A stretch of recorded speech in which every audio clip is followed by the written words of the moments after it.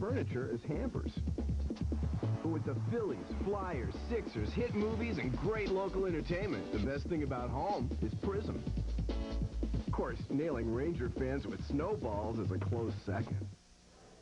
Welcome back to opening night, everybody. Todd Callis with you again. This time I'm inside the vet, inside a concession stand, as we're joined by both Rosella and Helen from Ogden Services. Ladies, how long has this been for you? How many opening nights have you seen? Oh, a lot of opening nights. I'd say 22 years of them. 23.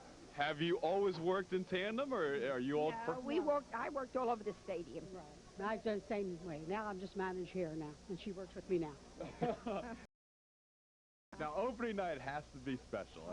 Oh, yeah. It's great. It's great. It's really fun. Well, we're geared up because, you know, it's opening night, and we're all excited.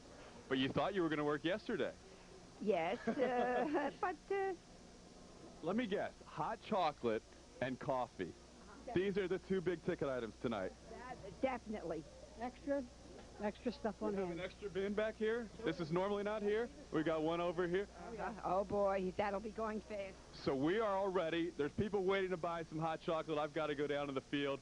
Ladies, have a wonderful 23rd opening night. Oh, thank you.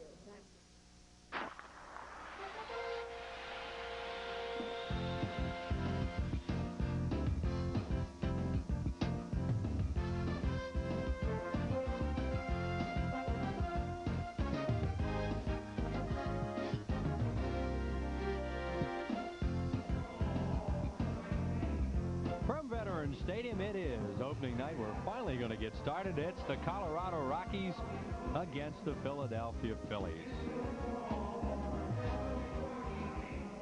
Hi, everybody. I'm Chris Wheeler with Kent Tekulve. We're not going to dwell on this tonight, Teak, but it's cold here tonight. Now, as a former Major League pitcher, who has an advantage on this kind of night? Well, anytime it's a cool evening, number one, the pitchers have an advantage because the hitters are going to protect the inside part of the plate. They're a little concerned about that ball in the hands. That's the one that stings. Also, cool nights, the ball doesn't travel quite as well. So I think it's definitely a pitcher's advantage on a cool night like tonight. Well, we talked a lot about question marks on the Philadelphia Phillies this year. There are some question marks in the outfield, and to address that subject, let's head down to the field.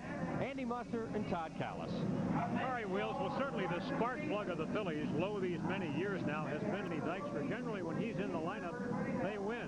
When he's not in the lineup, they have not had a very good record. He's had some back problems, a congenital bad back really, Todd.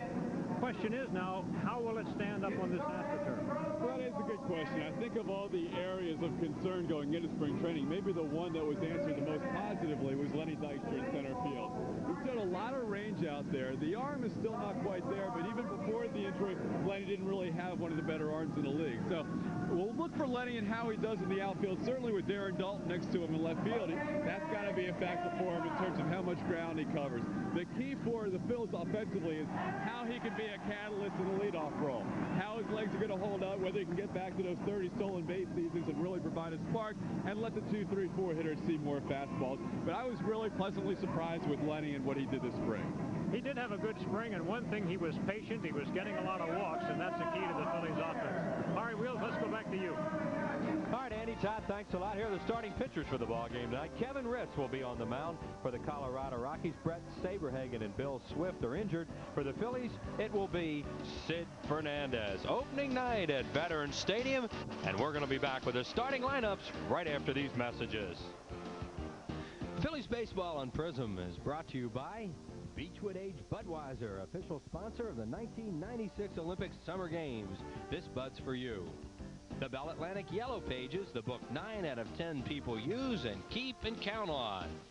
By Mellon PSFS, the official bank of the Phillies, featuring full-service evening and 7-day banking. By the Pennsylvania Lottery. Don't forget to play. Proceeds benefit older Pennsylvanians. By Texaco Clean System 3 Gasolines. Add more life to your car. Take it to the star. By Independence Blue Cross and Pennsylvania Blue Shield, the health insurance company you can lean on. I've cut 3 times a week, but never too low. I've watered it, I've fed it, I've talked to it.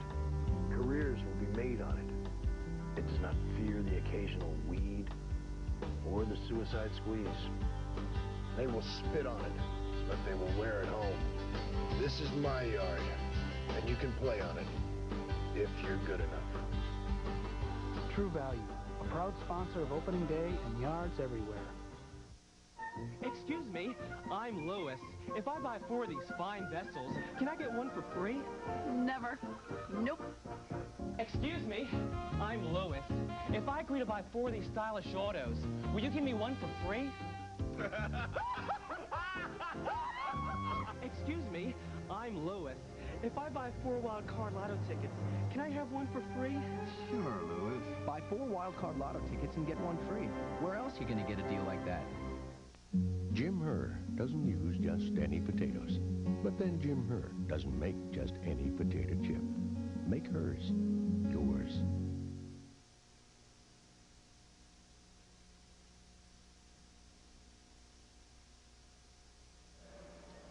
And we're back here at Veterans Stadium tonight. The Phillies and the Colorado Rockies on a chilly night at Veterans Stadium. Good crowd on hand so far. And here's the way the first ball was delivered tonight. The leapfrog's not able to do it at night. So the Fanatic drops it from deep in center field, and that's caught by one of the youngsters from the Phillies Inner City Rookie League.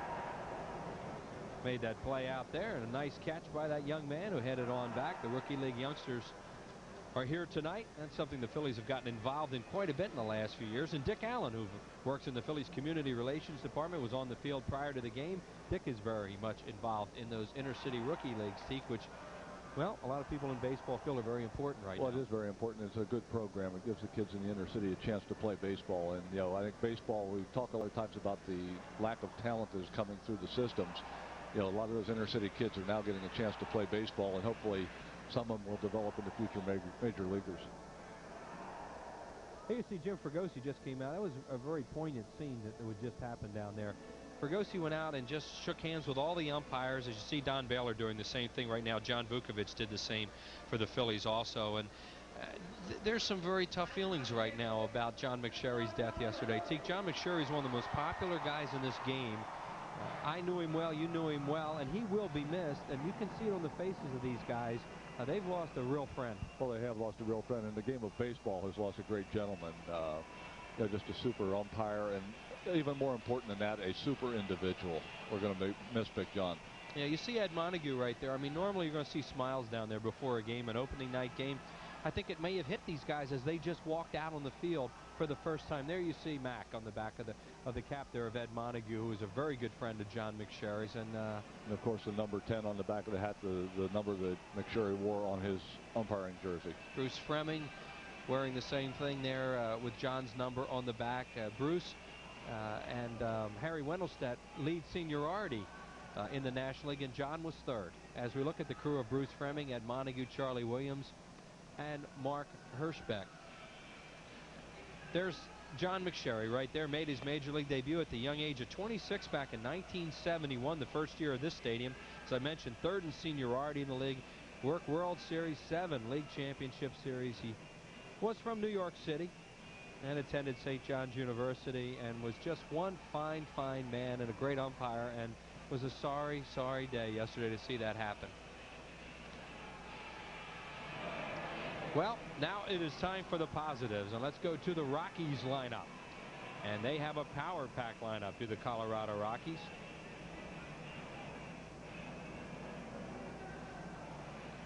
You're talking at 4 guys in that lineup, Teak, and we'll get into them a little later on, who 30 or more home runs last year, and they are all back. Walt Weiss will lead off. Ellis Burks is in left field. Dante Bichette in right field. Larry Walker, the cleanup man, plays center. Andres Galarraga at first base. Vinny Castillo at third. Jason Bates, second baseman. Jorge Brito catches, and the right-hander Kevin Ritz is the starter. Sid Fernandez, a 33-year-old left-hander, is going to make his first opening night start of his 11-year career tonight. Last year, after he was released by the Orioles, the Phillies picked him up as a free agent on July 13th, and for the rest of the season, Sid went 6-1 with a 3.34 earned run average. That not only reestablished his place as a quality starter in the National League, but also just moved him in as the Phillies' #1 pitcher starting this year. Defensively this evening for the Phillies, Greg Jeffries at first, Mickey Morandini at second, Kevin Stocker at short, and Todd Zeile at third. Darren Dalton, his first regular season start in left with Lenny Dykstra in center, Mark Whitten in right, newly acquired Benito Santiago behind the plate for the Phillies, and it's time to kick off the 1996 season, Wheels. And here we go. The Colorado Rockies, a wild card team in the National League last year, and Walt Weiss will lead it off. Weiss second in the league in walks last year out of the 8-hole with 98. So at this point, he will lead off for them until Eric Young gets back, their regular second baseman.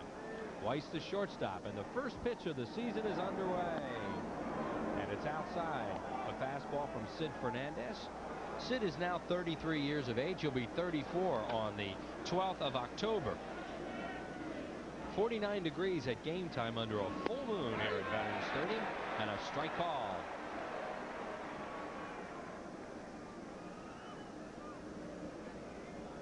Sid was in 6 games in spring training with a record of 0-1, an earned run average of 3.24.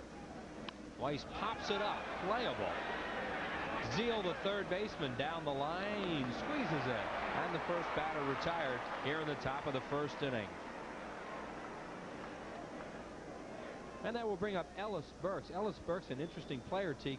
They have moved him from center field to left field. Why? Well, they have rearranged their entire outfield. Last year it was Burks in center, Bichette in left, Walker in right. This year it's going to be Burks in left, Walker in center, Bichette in right, his old position. The reason being, basically, Coors Field is so large in center field, and they just felt that Larry Walker, a much more aggressive outfielder, would cover more ground out there. You have to be aggressive to play outfield in Coors Field.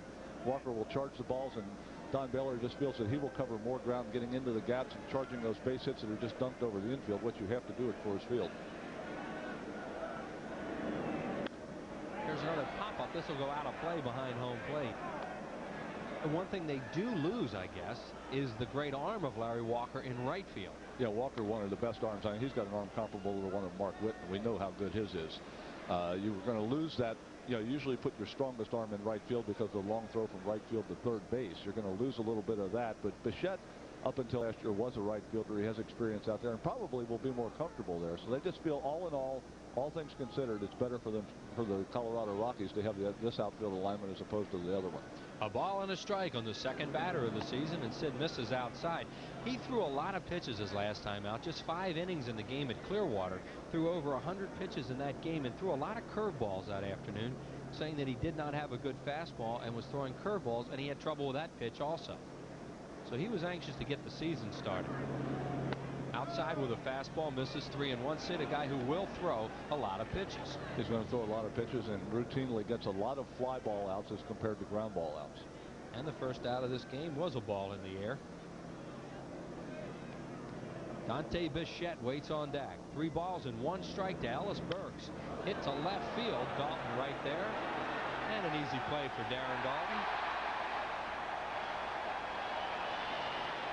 2 up and 2 down. I think everybody in this town thinks he dropped every ball that was hit to him.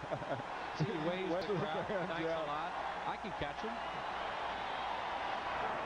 Got that first one out of the way. That's, when you're playing a new position, you want the ball to come to you early so you can get that first one out of the way. Now all of a sudden he's the greatest defensive outfielder that's ever played in Philadelphia. Well, I think on the news at night they didn't show the ones he caught. Yeah. It wasn't quite as much news. No, not quite. Here's Bichette, and what a year he had. Runner-up for most valuable player. What numbers? 340 average, led the league in homers 40, RBIs 128, tied for first in hits 197, tied for second in doubles, and this guy was unbelievable last year. Swing and a miss at a fastball. All that said, he had a horrible spring. Batting just 149, and there's the murderer's row. Talk about all of them. 30-plus home runs, all but Castillo with 100 RBIs or more. They got it done in the middle of their lineup in '95, that's for sure. Well, the last team we mentioned to hit 30 or more homers with 4 guys was the '77 Dodgers. Steve Garvey, Reggie Smith, Ron Cey, and Dusty Baker. And these guys, as you look at Larry Walker, who are called the Blake Street Bombers because that's where their ballpark is located, on Blake Street in Denver, outdid that Dodger team. And they talk about the air, and obviously that helps. But there are 4 legitimate power hitters. The only one we didn't know about, I guess, was Castillo. Castillo just came out of nowhere. See right there, the 77 Dodgers, the last team to do that. 4 players with 30 or more home runs. And Sid runs another deep count, 3 balls and 1 strike. This is the way he pitches them. And strike 2 called, so it's a full count now on big Dante Bichette.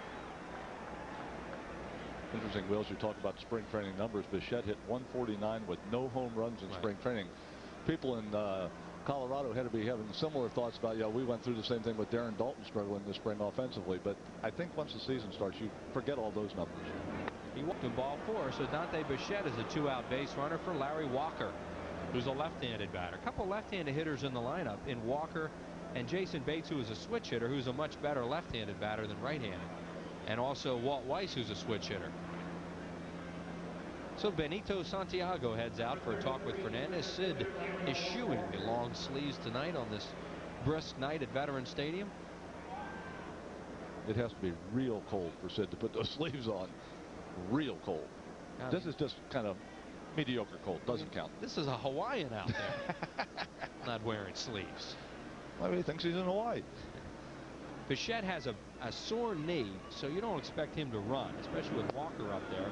And the pitch comes inside. Larry Walker with the 36 homers, 101 runs batted in last year. Batted .306 in his first year in a Rockies uniform. A native Canadian who used to be with the Montreal Expos.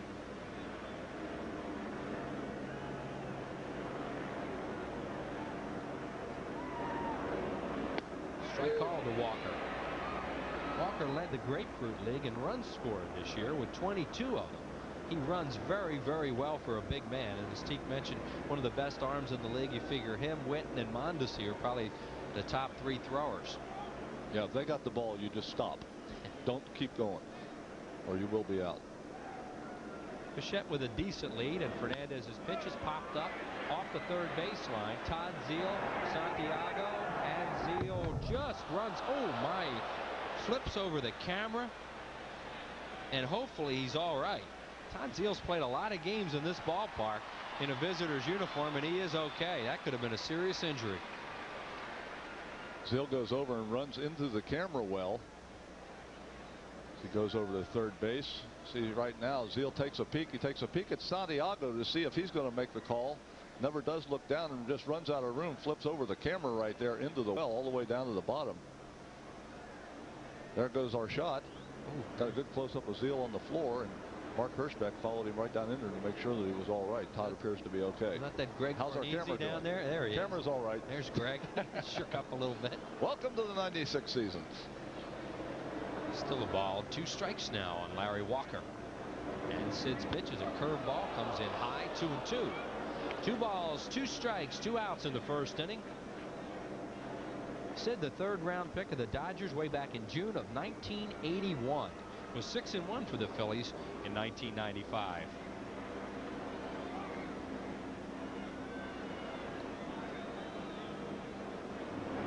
Walker hits it to deep right field, and it's way out of here.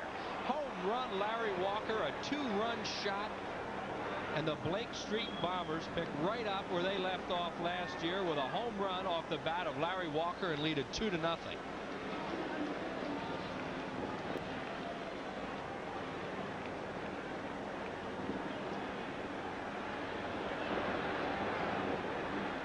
Sid had frozen Walker on the pitch before with an off-speed breaking ball. Just missed high. This time comes back, gets the ball out over the plate a little bit more, and Walker with good extension. Another breaking ball, didn't get it all the way down and away as he would have liked to, and Walker made him pay the price. And you don't think the ball's going to carry much here tonight, and he crushed that one. So much for the left-left matchup there. Walker had hit .418 in spring training. Here's the guy that really tore it up. Andres Galarraga hit .338, but led the Grapefruit League with 10 homers and 27 runs batted in. And there you see what he did last year.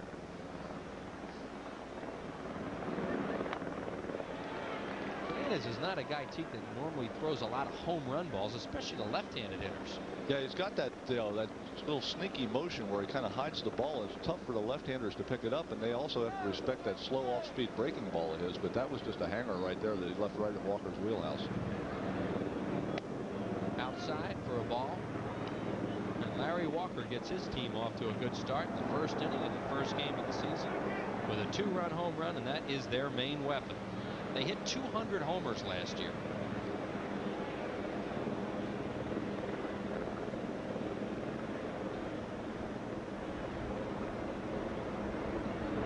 The big cat swings and misses, struck him out. In the inning, 2 runs on just 1 hit.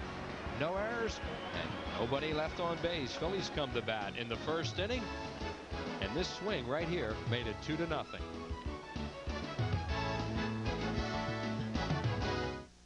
Hello spring, hello sun, hello first of 5 Mellon PSFS Business Person Specials. Tuesday, April 23rd, when the Phillies play the Pirates at 1:05. Call 463-1000. And when the lady says hello, order tickets. Life's adventures can take you anywhere, and it's so much easier to get there in a Ford Explorer with switch-on all-wheel drive. It's the top-selling sport utility with standard dual airbags, as well as the roomiest interior. Plus, Explorer has the highest quality of any compact sport utility. Your Ford dealers, the driven one. The new Ford Explorer, far and away the best the world has to offer. Sunday night on the Discovery Channel. Was Abraham Lincoln killed by an assassin's bullet or a misguided pinky finger? The experts go to work on the facts, and you won't believe what they find out. Discover how forensic scientists coax the dead into giving up their hidden secrets. The magazine you can't put down is now the series you won't want to miss. Watch the world premiere of Discover Magazine, Sunday at 8 Eastern and Pacific on the Discovery Channel. Explore your world. The Rockies on Larry Walker's 2-run home run in the first inning, off to a quick 2-0 lead. And here's the way the Phillies will bat as they come to bat here in the bottom of the first inning. Lenny Dykstra will lead it off for the Phillies in center field, and Mickey Morandini at second. Greg Jeffries at first.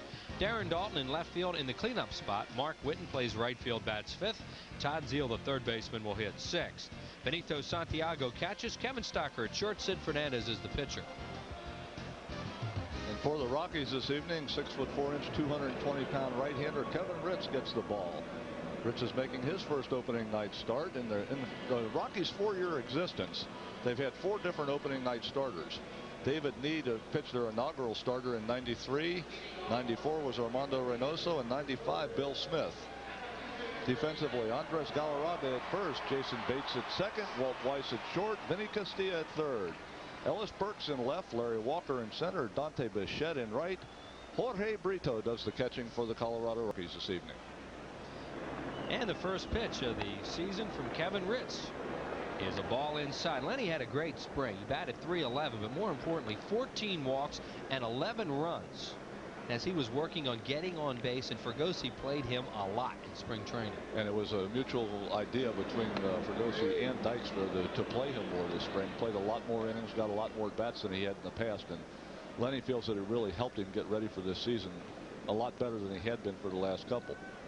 He played in 23 games, and in those games, a lot of innings. Yeah, didn't come out of too many of them early. Fouls it off, left side, out of play. Dykstra in spring training wound up with 74 at-bats. That's quite a few at-bats. And when you factor in the 14 walks, quite a few plate appearances. So it'll be Dykstra, Morandini, Jeffries, all left-handed batters to face Kevin Ritz, 11 and 11 last year. Now something flying over the stadium right behind home plate, and has Lenny looking up along with Bruce Fremming. It's a helicopter, a high chopper. A high chopper, very high chopper. Just kind of hovering up there. Bruce Fremming's got the mask off. He says, we'll just wait for a minute here. Okay, we've cleared the area now. Strap the mask back on. Let's get back to playing baseball. Guy got his pictures. Now it's out over the center field area. So that's another high chopper. 1 ball, 2 strikes on Lenny Dykstra. Swing and a miss, and a changeup struck him out. Pretty good changeup that appeared from Kevin Ritz. 1 out here in the first inning. Yeah, Ritz uses his changeup, especially against the left-handed hitters. This is a good one, tails down and away. Also throws a moving fastball. He's got a hard slider that is really tough on the right-handed hitters. He doesn't use it too much against the left-handers, but he does use it against the right-handed hitters, and it is devastating. Here's Mickey Morandini off a good 1995 season. Pitch sails inside. That changeup he threw, Teak, it looked like he had it tucked back in his hand like a circle change. Yeah, it was a circle change, and when he released the ball, he kind of turned his hand to the inside and gives it that little fadeaway motion as it gets to the strike zone. Ball. Ritz is 6'4". He's 222 pounds, 30 years of age, out of Byesville, Ohio. He was originally the property of the Detroit Tigers, a 10th round pick back in June of 1985. And Mickey fouls it back. He was picked in the expansion draft by the Rockies in the 2nd round, their 10th pick. He was out most of the 93 season. He had arm problems. They had surgery and came back in 94 and pitched fairly well for the Rockies. Last year had an 11-11 record, a 421 earned run average. But he was the horse on the Rockies staff. He led them in victories with 11, starts with 28, innings with 173, and strikeouts with 120. So he was you think about Bill Swift and you think about all the other guys out there, but Kevin Ritz was the guy who really anchored that staff as far as giving Don Baylor the innings that he was looking for from a starter. Bill Swift is on the disabled list, as is Brett Saberhagen. So two very high-paid players unable to participate right now. This pitch comes inside to Mickey, and it's 3-2 with Jeffries on deck. Morandini batting .299 during spring training with a couple of homers and 9 runs batted in.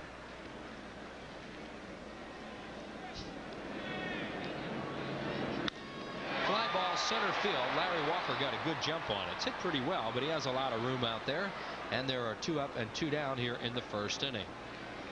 Talked about that outfielder lineup earlier, Teak, and there is Larry Walker, who is a good athlete, runs well, and as you said, is aggressive, and that's why they have him in center. Yeah, he really, he's just been a good outfielder. Ellis Burks, who played center last year, moves over to left field for the Rockies this year.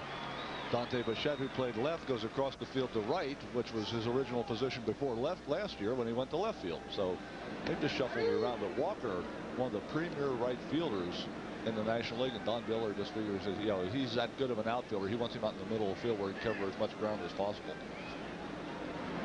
Greg Jeffries takes a breaking ball over for a strike, and this is a fastball missing away. So far, fastball, mostly a sinker from Ritz, breaking ball, and we've seen a straight change that he got a strikeout on. Jeffries, a line drive right at the first baseman, Andres Galarraga. No runs, no hits, no errors, and nobody left on base. Through 1, 2-0 Rockies.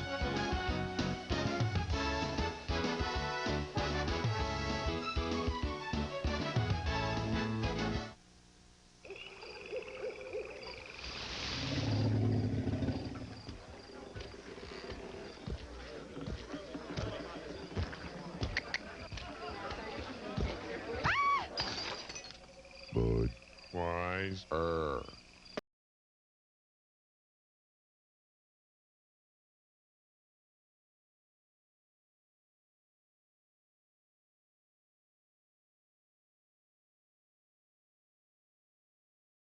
Lotto. Do you want all the money now? Wouldn't you want it all at once? Or do you want all the money over 20 years? 20 fabulous payments. I want it all at once.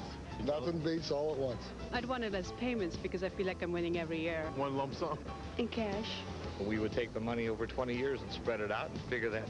No, we wouldn't. We would take it all at once. I'd like the money in one lump payment in small bills. I'd take it over 20 years because I'm into long-term commitment. Oh, I'd take money under any circumstances. Remember, pick your payout before you play. The revitalized, re-energized Gantide St. Louis Cardinals come in Friday, April 19th at 7:35, Saturday the 20th at 7:05, and Sunday the 21st at 1:35, when it's the Fanatic's birthday, and all fans 14 and under receive a big beach towel, compliments of Tasty Cake. Then Pittsburgh pops in Monday, April 22nd at 7:35, and Tuesday the 23rd at 1:05 for a Mellon PSFS Business Person Special. Call 463-1000. Join Boa, Lazinski, Cash, Allen, Tekulve, and many other Phillies stars. Phillies Dream Week next February in beautiful Clearwater, Florida. 1 full week to live, learn, and play with the pros like Larry Anderson, Von Hayes, who joined us, Bob Dernier, and Jim Fergosi.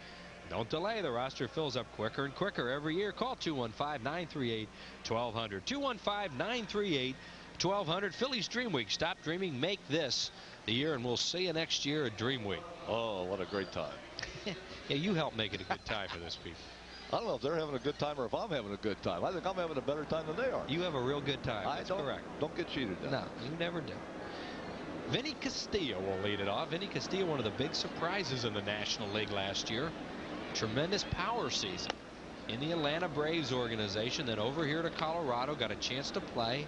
Hit .309 with 32 homers, as you see there, and 90 runs batted in. Hit 3 homers in spring training and knocked in 14. Swing and a miss. The Rockies had a great spring, 19 and 15. That's their best ever.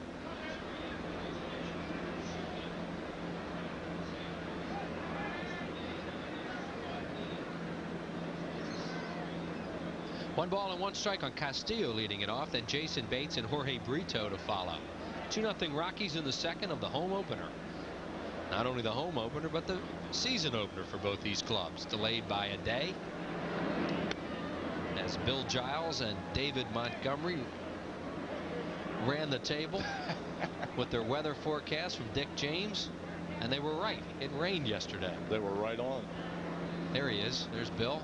That's Dennis Mannion, and there's Dave Montgomery. They hit it right on the head.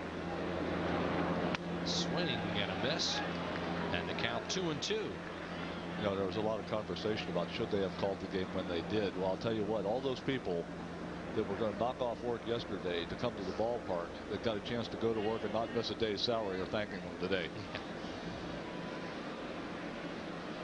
Got to go home and got to go to work. And it is dry here tonight. No problems with any precipitation, that's for sure. And Sid misses again, so he's running a lot of deep counts, and that is normal for Sid Fernandez. 3 balls and 2 strikes on Castillo. He got hurt with a walk in the first inning to Bichette, followed by a Larry Walker homer.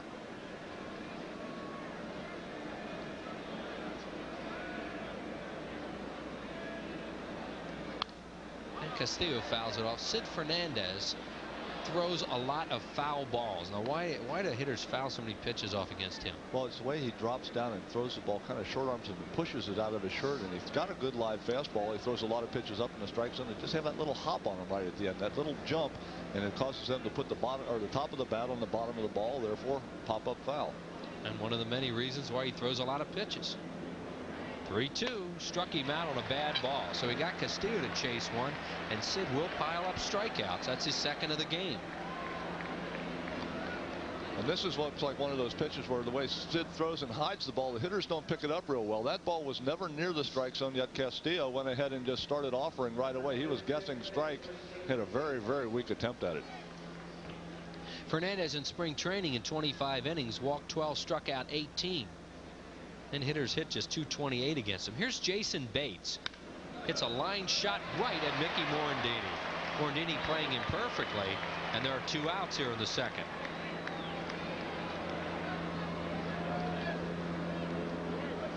Bates hits this ball right on the button. This is one of those ones when you go back to the dugout, your teammates will tell you, oh, they all even out, they all even out. But you don't believe it when you hit one like that and you hit it right at Mickey Morandini. This is Jorge Brito. Jayhawk Owens is supposed to be their #1 catcher. He is on the disabled list with a sore thumb. Jeff Reed is the backup, who is a left-handed batter. So Brito getting a chance to play here early in the season. A right-handed batter, and the first pitch is high and outside. Hit .346 in spring training. Now, I'm sure until Owen comes back that Don Baylor will probably platoon his 2 catchers. Once they get Owens back, I think he will be the everyday catcher. Of course, Joe Girardi, caught for him last year, is now a member of the New York Yankees. Watching a little television this afternoon, saw Joe. Right, good player Joe Girardi with the Cubs originally, and then with these guys, and now with the Yankees. So Brito, who was originally signed by the Oakland Athletics as a non-drafted free agent in May of 1986, and then signed by the Rockies as a minor league free agent in '93, gets a chance to play a little bit. He is a native of the Dominican Republic.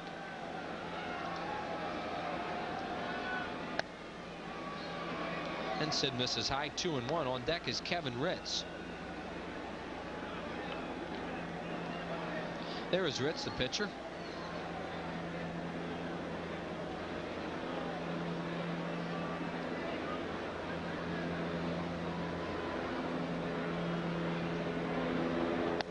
And he misses high again, 3-1. So Sid Fernandez run at least 4 3-ball counts here early on in the ball game. Sid being Sid, those fastballs up in the strike zone every once in a while, he gets them just a little too high. Now the thing in spring training was he was keeping the ball down, the fastball down a little better than he had in the past. But tonight back up in the strike zone. Brito pops it up down the right field line. Greg Jeffries off in foul territory and makes the play, and that'll do it. 3 up and 3 down go the Rockies in the second inning. No runs, no hits, no errors, and nobody left. 2-0 Colorado. Travel provided by U.S. Air. U.S. Air offers the only daily nonstop service between Philadelphia and Frankfurt, Germany. Recently, the camera shop went all blue by offering their employees health plans from Blue Cross and Blue Shield. Our employees and their families think the coverage is great, and so do I. They've got a great selection of doctors. There's no paperwork at all. I can call in customer service and they give me an answer right away. It's a local company, and I like that. Great service, no hassles. Go all blue with personal choice, Keystone HMO, or our traditional plan from Independence Blue Cross and Pennsylvania Blue Shield. The folks you can lean on. For cars that can benefit from higher octane, Frank, we're late. Texaco Clean System 3 Power Plus and Power Premium are formulated to clean your engine's intake valves, fuel injectors, and combustion chambers while you're driving. For smooth starts and sure acceleration, just give us 5 tanks, and we think you'll see a difference. A word of advice, though. Maybe you'd better leave the windows rolled up. Add more life to your car. Take it to the star. Prism is going batty with a great spring movie lineup. Val Kilmer teams with Chris O'Donnell to battle Jim Carrey and Tommy Lee Jones in Batman Forever. Michael Keaton, the guy who used to be Batman, courts Gina Davis in Speechless. Kurt Russell, a guy who could have been Batman, takes off in Stargate. And Gary Oldman is Beethoven, a guy who could have written some cool Batman music in Immortal Beloved. Holy Movie Multiplex. It's a great spring lineup from your bat-crazy friends at Prism. This copyrighted telecast is presented by authority of the Phillies and may not be reproduced or retransmitted in any form without the express written consent of the Phillies. That gives us a chance right now to send best wishes along. Congratulations to Bob and Regina Castellani. Regina is the Phillies Director of Community Relations on the birth of their son Ryan Michael yesterday, 9 pounds 3 ounces at Bryn Mawr Hospital, the second son for the Castellanis. And congratulations to Bob and Regina. Regina, one of my favorite people around the ballpark. I can remember back in my playing days, had a little time on my hands at the beginning of the game because I wasn't in the bullpen. Used to make milkshakes and take them over to the girls in the office. Reggie was always there, always appreciative of a milkshake. Oh, they loved you bringing milkshakes. We had good times down there. Darren Dalton, the batter. Darren hits one foul out of play down the left field line out to some of the people who have purchased season tickets because of his position change. And we have been told that that is true. If you've been told, then it must be true. Well, the ticket people say, people call and say we won't be out in left field because Darren's going to be out there.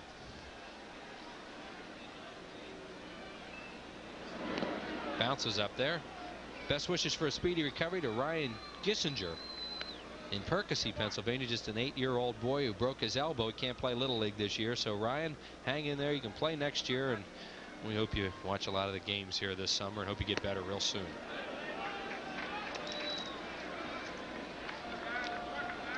Kevin Ritz, 22 and 35 lifetime in the major leagues with a 5.14 earned run average. And he misses outside 3-1. Ritz in spring training pitched in 6 games, 24 and a third innings, 26 hits. He walked 8 and struck out 18. The league batted .277 against him. Dalton takes it low, ball 4. The Phillies had their first base runner of 1996, and it's Darren Dalton, the batter now, Mark Whitten.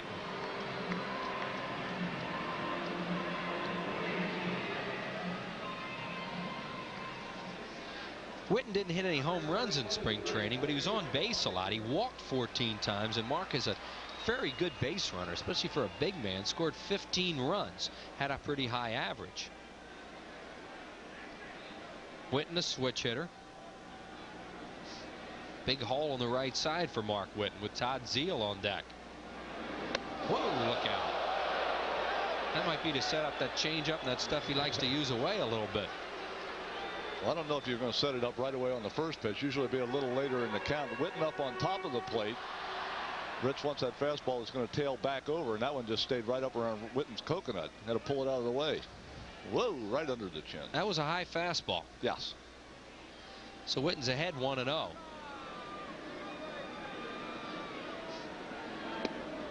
And low 2-0. Philly base coaches tonight, Dave Cash and Larry Boa. That's a famous combination in this town. There's Bo once again over at third base. And a guy, is he ever happy to be back in the big leagues? Was he bubbling tonight? Dave Cash, Mr. Yes We Can.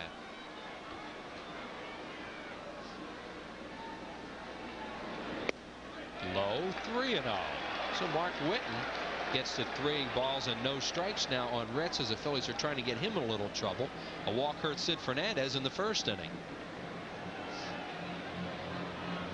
Don Baylor, the manager of the year in the National League last year with his Rockies, a wild card team. Ball 4. He walked him on 4 pitches. So 2 on and nobody out for Todd Zeile, and Baylor himself will go out to the mound. The pitching coach is Frank Funk. Yeah, Don Baylor made a lot of trips to the mound last year for the Colorado Rockies.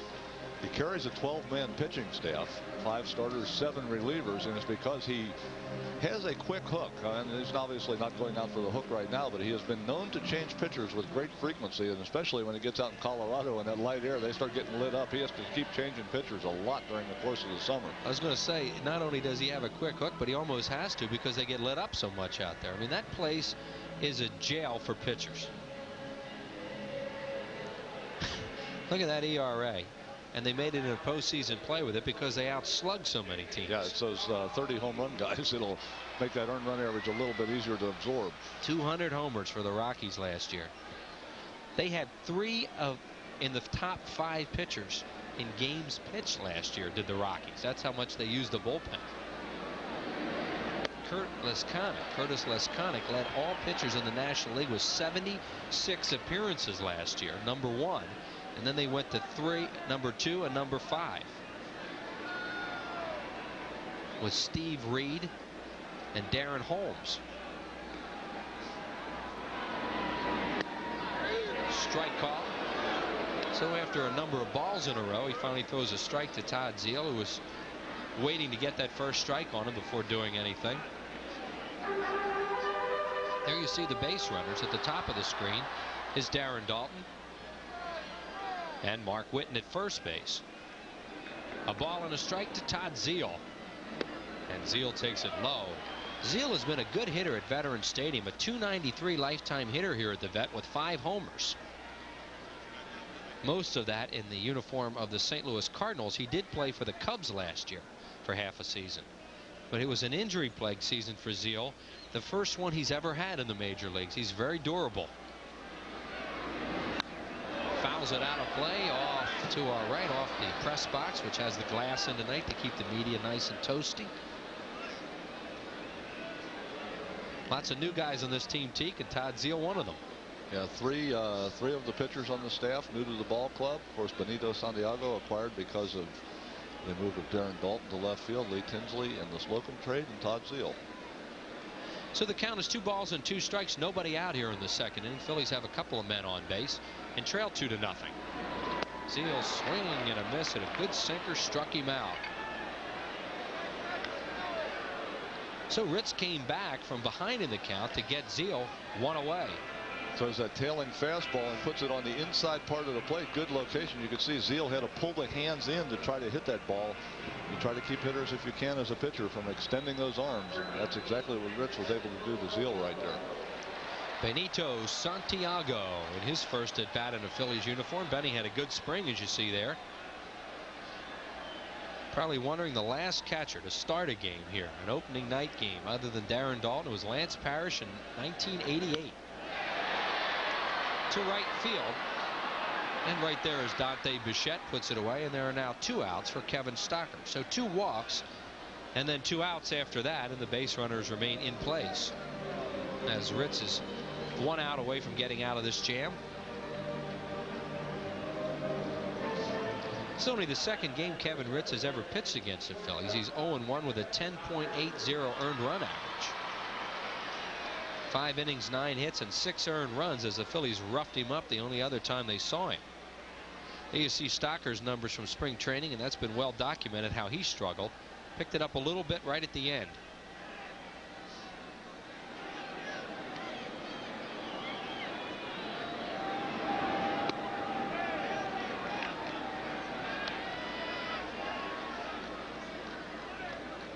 Stocker handled it very well this spring. All the problems that he had, all the negative vibes that were swirling around him, he just kept playing and saying he was going to get better, and he did at the end. And the Phillies hope it will now carry into the season because they need him desperately at that position. 1-1. They have a young player here, Kevin Sefcik, as the backup, and then Mike Benjamin, the veteran, will take over as a utility man when his wrist heals. Yeah, once the wrist injury. But you know, Stocker is really in no different position this year than he was in '93. You know, what is important for Kevin is to play good, solid defense. You know, there's plenty of offense on this club. They need his glove in the middle of the infield to be solid. And he popped him up, playable, shallow center field. Larry Walker drifts in, waits, puts it away, and that'll do it after 2-0 Rockies.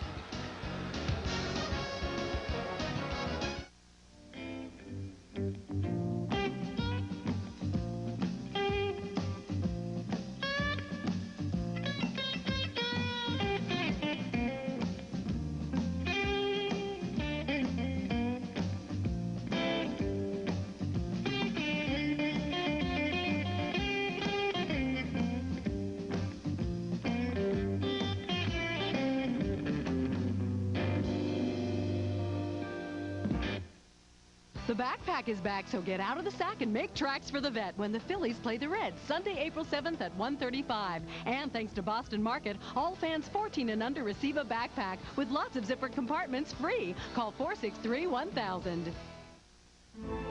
It's made us the biggest, the best, the most successful. We've been in business for 10 years, and we believe it's because we have this ad in the book. If you're going to spend your advertising dollars, the best place to spend it is in the Bell Atlantic Yellow Pages. Yep. You said it the same year you decided? The same day. Oh, my. It's just twice as nice. Yeah, twice as nice, indeed. How are you? Thank you for coming. Bell Atlantic, the heart of communication. Less pollution. More training. More pedaling. Less pollution. More sweat. More hills. Less pollution. More sore eyes. Who's reducing air pollutants by over 3 million tons a year and donating natural gas vehicles to the Olympics? Pico Energy, proud member of the American Gas Association's Clean Air Team, official sponsor of the 1996 Olympics. Jim Herr doesn't put his name on just anything. But then Jim Herr doesn't make just any snack. Make hers yours. And we're back at the vet. We head to the top of the third inning, first game of the season. Rockies on a Larry Walker home run in the first inning, lead it 2-0.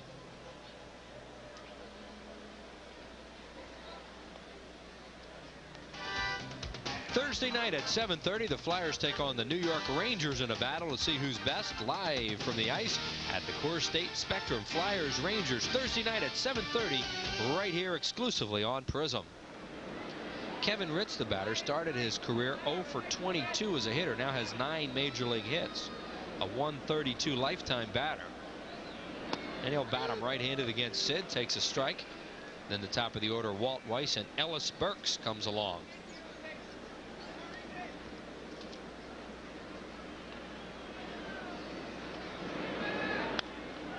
Fouled out of play right side.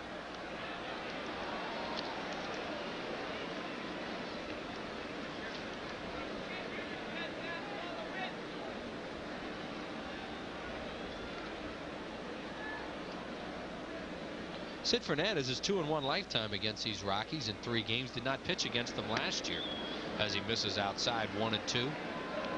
Sid was a National League Pitcher of the Month in August when he went 5-0 with a 2.86 for the 8.6 earned run average for the Phils, striking out 54 in his 7 starts. And then he had a little shoulder problem and shut it down at the end. Foul away again by Ritz, just trying to protect the plate. 1-2. Phillies defensively, especially in the outfield, shifted around the opposite way on Ritz, and understandably so the way he has swung the bat so far. See Lenny Dykstra way over toward right center field. It's just kind of trying to put the bat on the ball. Not really a whole lot of chance of pulling it on the outside pitches by Fernandez. Struck him out. And he's one of those guys where your right fielder ought to play real shallow. You might throw him out on a base hit. You'd like to see that kind of stuff, don't you? Yeah, I do. Glenn Wilson used to do that once in a while. Hey, Larry Walker's done that in his career. He has done it. So that's strikeout number 3 for Sid Fernandez to the top of the order, and Walt Weiss, who popped up to Todd Zeile his first time up.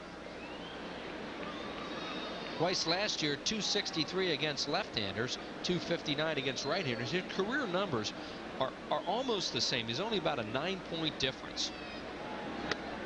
And Weiss takes it high and outside. As we mentioned, he's well suited for this role, even though it's temporary, because he does walk a lot. Second in the league last year in that category as an 8-hole hitter. How valuable is that to turn over that potent lineup the way he was able to do? Sure, get on base and get the pitcher out of the way, or allow the pitcher to bunt. And much more patient this time is Weiss. He must have had the adrenaline pumping the first time, got a little anxious, and popped up. Now it's 2-0. Sid, for the most part tonight, with the fastball on the outside part of the plate to the right-handers and up. Not really too many pitches on the inside part at all. Gets a strike called. On deck is Ellis Burks, a right-handed batter. Weiss, a switch hitter.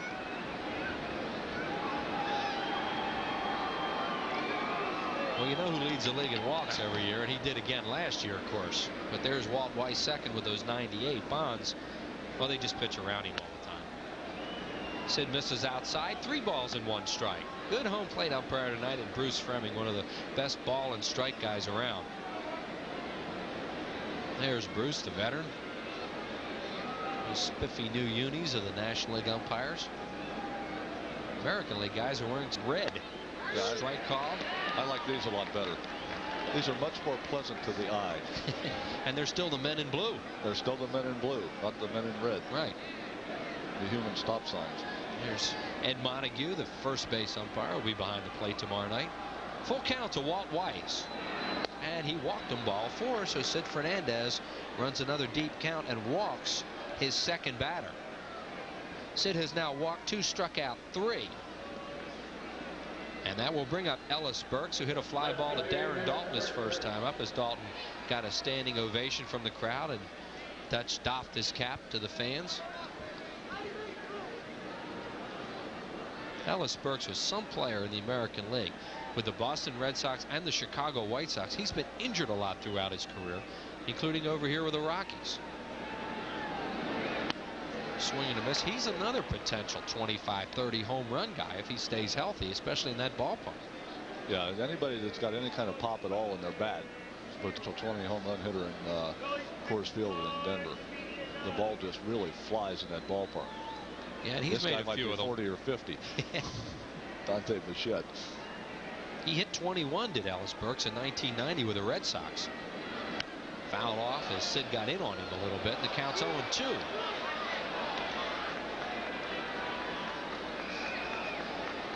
Left-handed hitters just hit 103 off Fernandez last year. That's why that home run by Larry Walker was so surprising to put the Rockies ahead, because Sid normally has a lot of luck with left-handed batters. Opposition just hit 200 against him overall.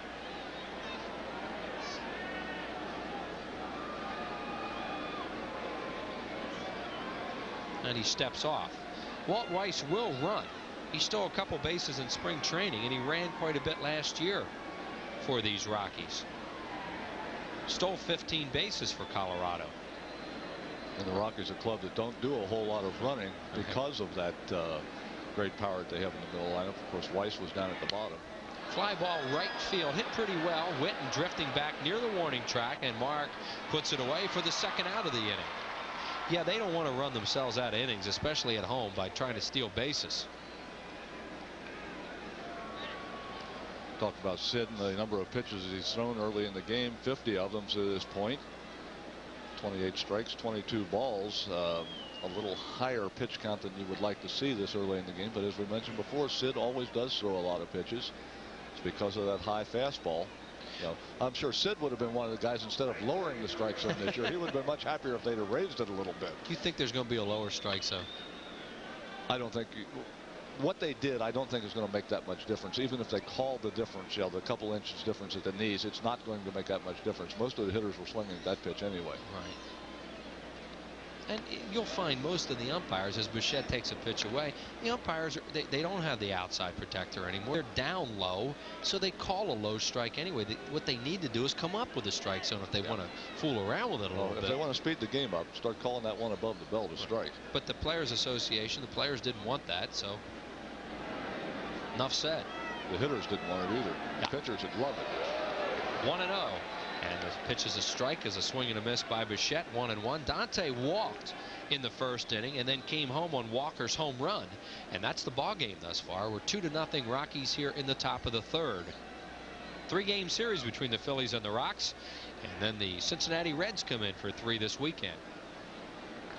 Before the Phillies hit the road for their first trip of the season. A late swing and a miss by Bichette. 1-2. Those last 2 fastballs by Fernandez had a little giddy up on him. Bichette, a good fastball hitter. Fernandez just blew those 2 right by him. You would have to think at this point that big slow curveball on the outside part of the plate is pretty well set up. There you see Walt Weiss leading off first base with 2 outs. Phillies in a little bit of an overshift for Bichette, a pull hitter. And there it was. Right on the money. Kancicalvi, a slow hook, got him looking. No runs, no hits, no errors, and 1 man left on base, and he was indeed set up for that. Well, after you've thrown a couple good fastballs by a hitter, he has to be conscious of being quick and getting out in front of it. When he does that, it leaves the outside part of the plate open. Bichette just froze right there. Sid, very nice job of just looping that ball over the outside corner. And Sid Fernandez picks up another strikeout, his second of the inning, and that's 4 for him in the ball game to go along with the 2 walks.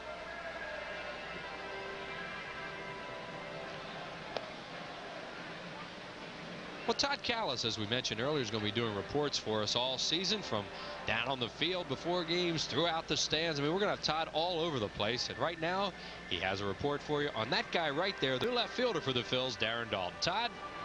Wheels, they actually have me on your level right now. I'm up on the 4th level, just on a booth down the road. You know, Darren Dalton, when he was introduced to the crowd before the game, had a little bit of a lukewarm response. The Philly crowd is known to be tough. They saw Darren struggle down in spring training, and they were curious what they were going to find out in left field. And in fact, in the first inning, they found out. With Ellis Burks at the plate, just the second batter in the ball game, Ellis hits a routine fly to left. Darren makes the catch, and the crowd gives him a big ovation. In fact, there was a large number of the fans that were standing and cheering for Darren after that catch, and he acknowledged the crowd with a tip of the cap and pointing to them as well in good-natured form. Darren certainly will have to prove himself out in left, because it's been a long time since the Phillies have had back-to-back seasons with the same opening day left fielder. You have to go all the way back to the Sarge in 1983, and since then, you count them up. Willie, Jeff Stone, Mike Easler, who came back part-time as a coach, Phil Bradley from Seattle, the Crucker, Von Hayes, the list goes on and on. Peter Cavilla is in the dugout in this season, and Darren Dalton hoping to change that streak here in 1996 and 97. To find out if he's going to be the left fielder next year, well, that is left to be seen. Back to the booth, Teak and Wheels. All right, Todd, thanks a lot. 13 different left fielders in 13 seasons here on opening day. Sid Fernandez, the batter. The pitch is inside, ball 1. That's the ultimate revolving door. It's a minefield out there. There you see Sid's career average. He did not hit very well last year for the Phillies, just 1 for 32. After he went over to the American League and came back, he seemed to lose his stroke. When he was with the Mets, he was a tough out. He was. He was a good hitting pitcher, and it just seems like during that brief time in the American League, he forgot how to hit when he didn't have to. 0-43 for the Phillies last season with just 1 hit, and it did produce a run batted in. But if he pitches the way he pitched last year, Jim Fregosi doesn't care about the hitting part. Really? Much more important what he does out there on the hill. Ritz bounces one up there, and he wants a new baseball. And Bruce Fremming obliges.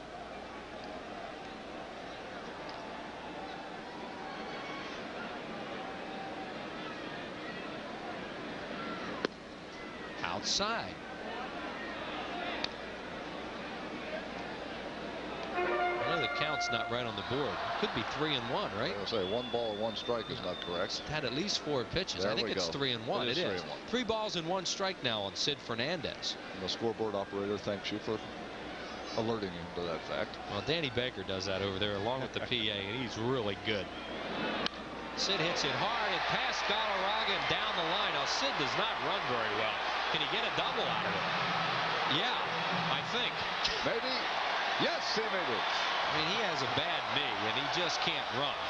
But that ball was down into the corner, and by the time it could get dug out there by Bichette, he had a stand-up double, and he will present a little problem now for Bowman. See the pitch by Kevin Ritz stays in the middle of the plate. Sid does a nice job and drives the ball by Galarraga. Now, the offensive part of the game is over with. The running part is not real good. But Sid does tuck it into the right field corner where he can just scoot his way very gingerly into second base. Have to be careful now on a ball hit hard to a guy like Galarraga by Lenny Dykstra. He'll throw the ball to third base. I mean, Galarraga is as good as there is at first base. Now, Bates is very deep at second. You would think he'd be able to advance if Lenny were to pull it at the second baseman. Galarraga playing almost even with the bag on the right side. Yeah, they have to be very aware of that right now. Normally, a ball hit to the right side, you're going to get your guy over to third. That's not automatic in this situation. Lenny struck out on a changeup his first time up. No balls and 1 strike. There you see Sid Fernandez with the warm-up jacket on at second base after doubling.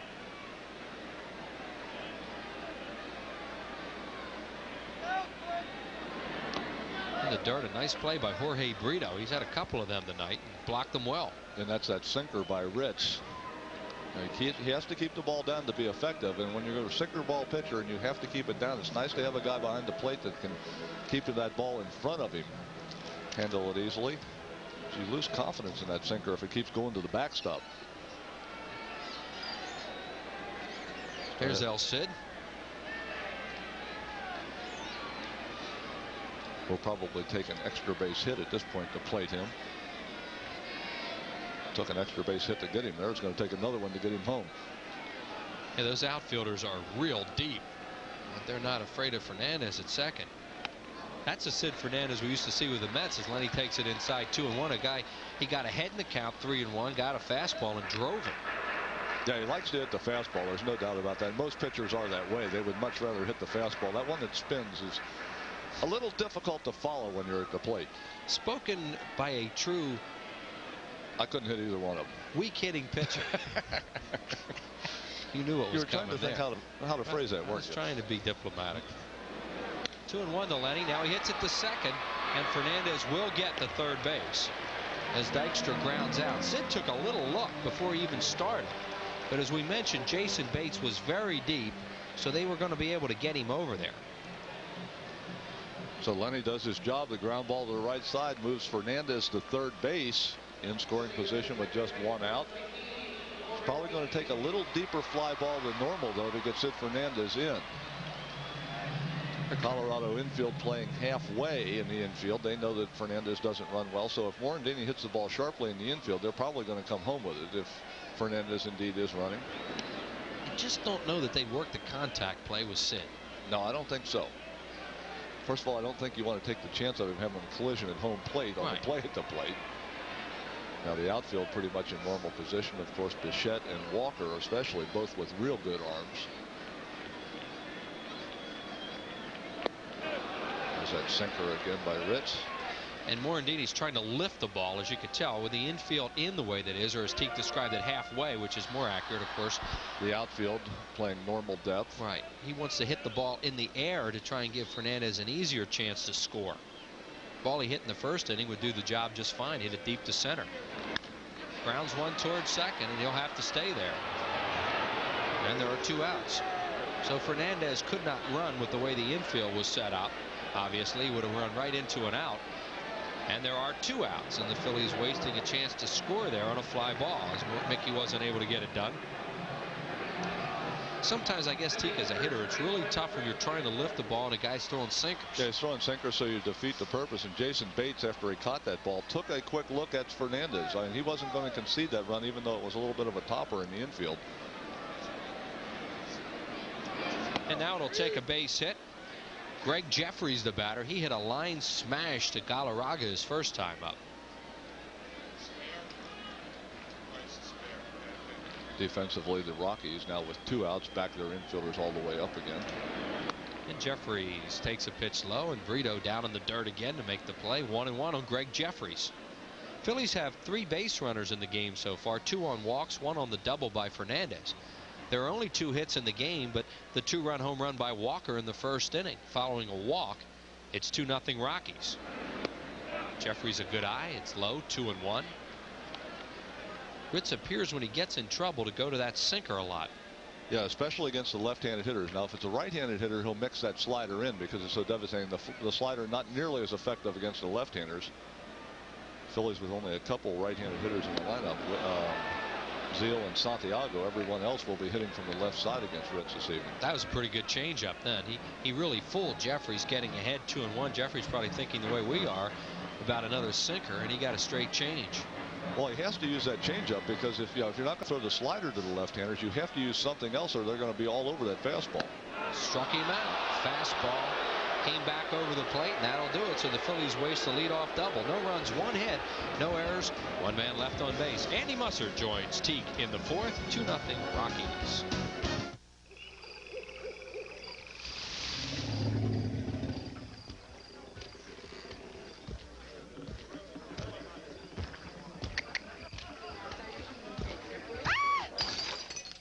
Budweiser.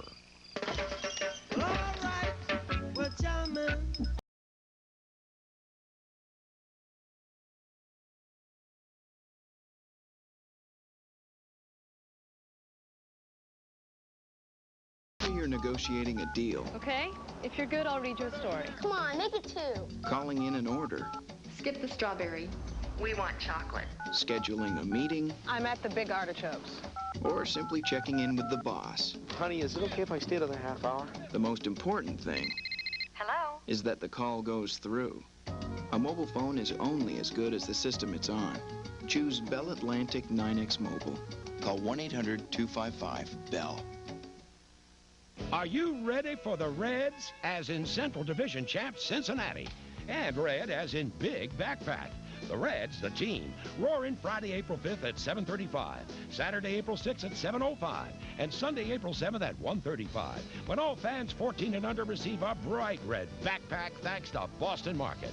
For tickets to the Reds games or to purchase 1996 All-Star merchandise, call 463-1000. That's Back at Veterans Stadium as we head to the top of the 4th inning on opening night 1996. The Rockies lead the Phillies by a score of 2-0, and stepping in to bring you the next 3 innings of play-by-play, Andy Musser. Andy? All right, Teak.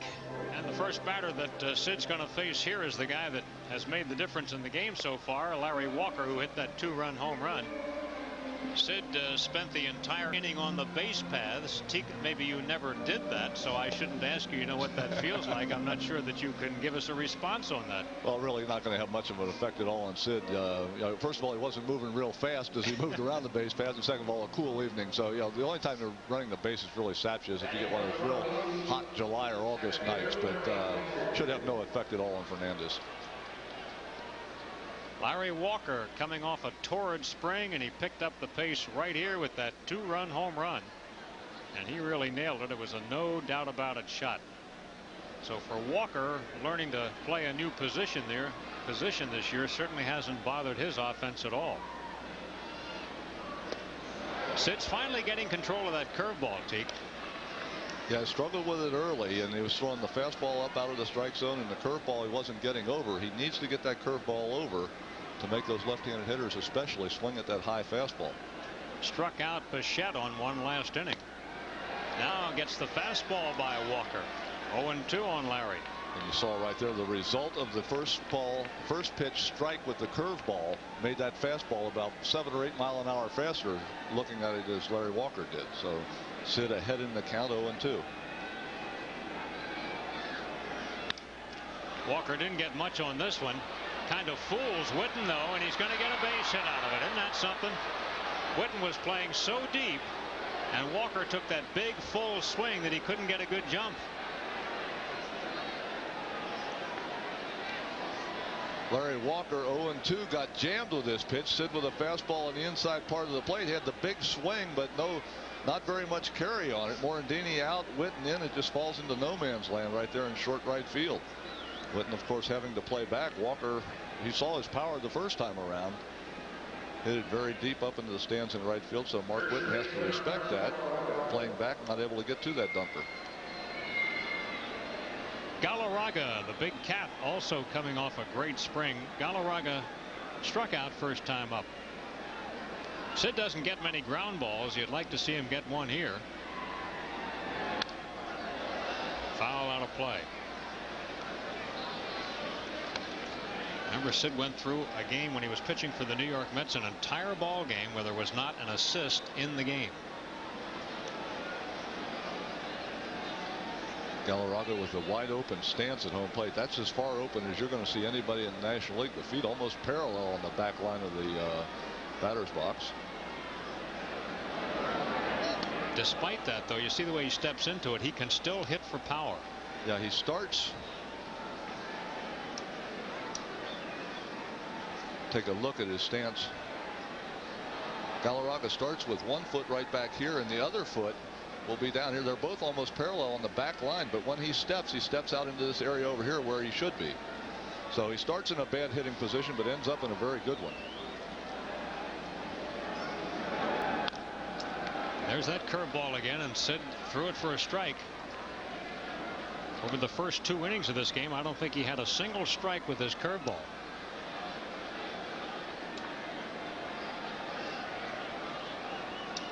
Pitchers are allowed to blow on their hands on the mound tonight because of the chilly temperatures.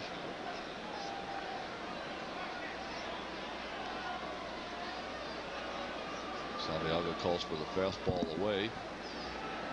Goes to the outside corner with the glove. Foul tip, and Santiago hung on to it. So the big cat will take a seat as Sid gets strikeout number 5. And he threw the ball right where Santiago wanted it, on the outside part of the plate, up a little higher than Santiago was expecting it, but right there in the perfect area. After pitching Galarraga in, came back away, blew it right by him. Nice job by Benito to hang on to that. And you see Benny right there pointing at Sid. That's the way to go. Throw it right where you want to. Vinny Castilla, he is part of the Blake Street Bombers.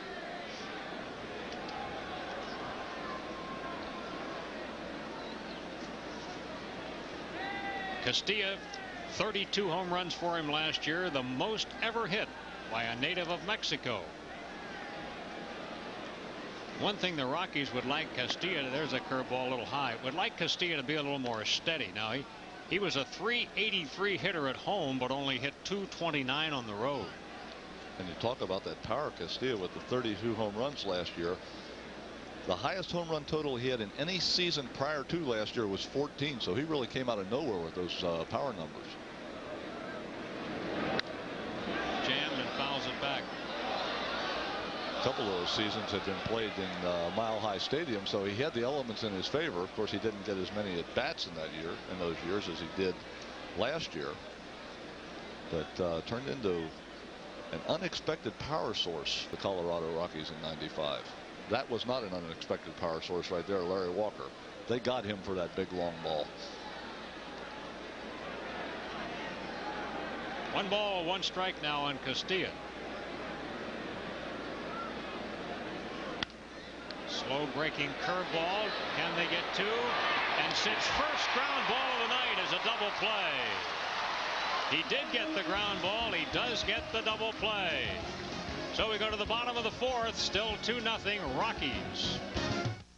Celebrate the Fanatics' birthday with zany mascots from around the country. Fans 14 and under receive a colorful Fanatic beach towel. Compliments of Tasty Cake when the Phillies play the Cardinals Sunday, April 21st at 1:35. Call 463-1000. You think about your house a lot. You know how to make things happen. You take pride in a job well done. You know the difference between semi-gloss and flat. You know you can do it yourself, because you know help is just around the corner. When we received our first Consumer's Digest Best Buy award, we were pleased. The second and third, very pleased indeed. The fourth, we were motivated. So during the Dodge Consumer's Digest Best Buy celebration, get in on this Best Buy, Dodge Caravan. With available features like sliding doors on both sides and seats that roll in and out, you could say we thought of everything. Obviously, Consumer's Digest thought a lot of Caravan too. See the friendly Dodge dealer near you.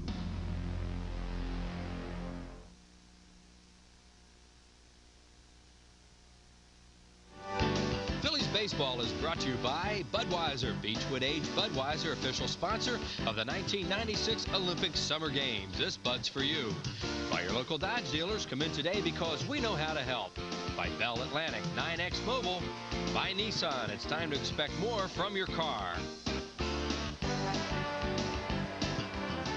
Look around Veterans Stadium, where we have a lot of new touches this year, including the new auxiliary scoreboards, new babies, and new out-of-town scoreboards, too. Love those out-of-town scoreboards. They keep a track of all the other games being played right now, and Florida has just taken a 1-0 lead on Pittsburgh. You didn't know that, did you? I see that right there. Home run by Jeff Conine. Yep.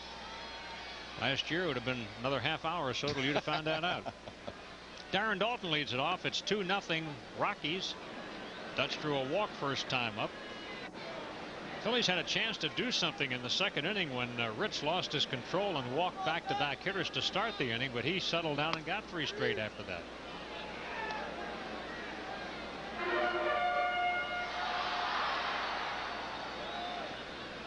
Dutch has had one play in left field and got a standing O practically for catching that fly ball. When Ritz is throwing to these left-handed hitters, the majority of which are in the Phillies lineup, you see it almost exclusively fastball and changeup. There's that sinker down low. He tries to use the fastball on both sides of the plate. He'll throw it in one inside that starts off the plate and tails back to the inside corner, and then the other one that he starts away that tails off of the outside corner. Really needs to have some kind of a breaking ball to throw left-handers. He jammed Dutch here, and the ball is fouled back out of play. And because he doesn't have that real good breaking ball is why he has to use the changeup to try to help his fastball out a little bit. Look at the numbers from last year, and he had much more difficulty against left-handed hitters than right. High fly ball. This will go out of play off the left field side.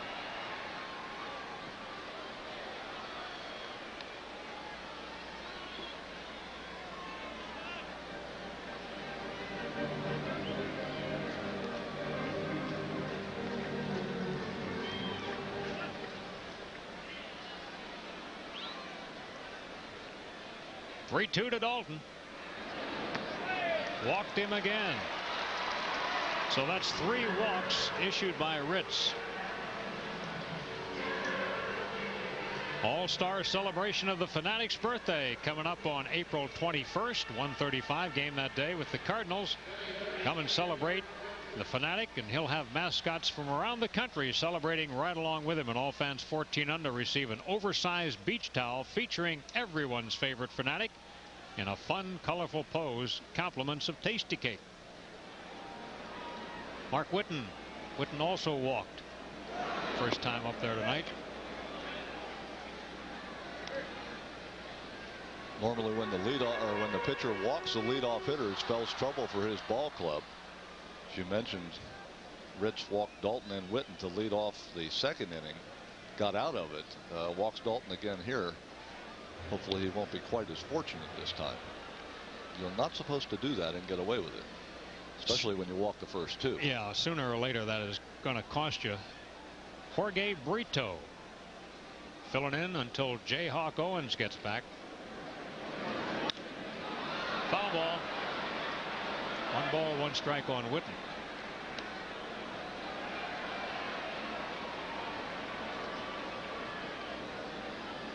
The Dodger-Houston game is underway now. Los Angeles leading 1-0.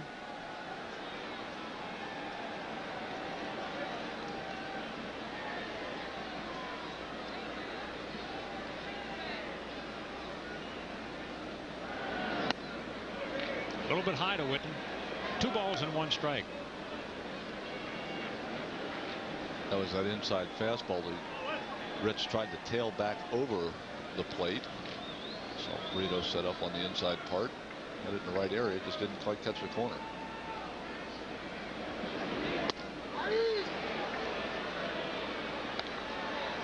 Two and two now on Mark. Whitten in his previous at bats off Ritz. 1 hit and 3 tries.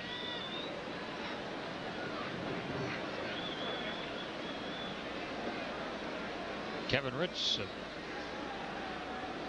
first up through the Detroit Tiger organization. Ground ball is short, backhanded. Weiss had trouble getting it out, and that's all they get. What a takeout slide by Dalton.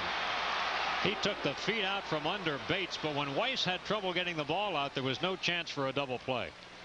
That's why you want to get the ball as a shortstop. Get it and get it to your second baseman in time, because the longer it takes you to get it there, the closer the runner is going to be. See, Weiss bobbles the ball just momentarily, and Dalton all over Bates at second base. Nice, clean, hard slide going right through the bag.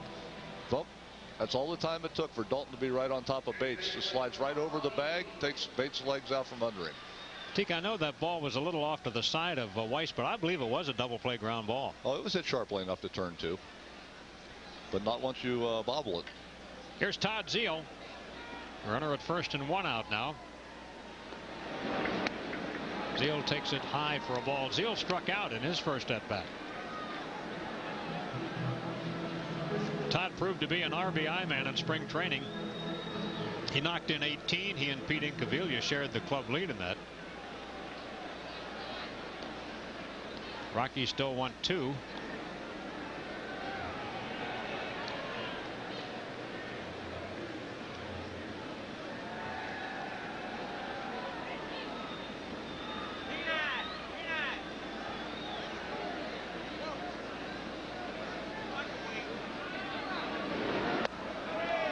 Pitch misses.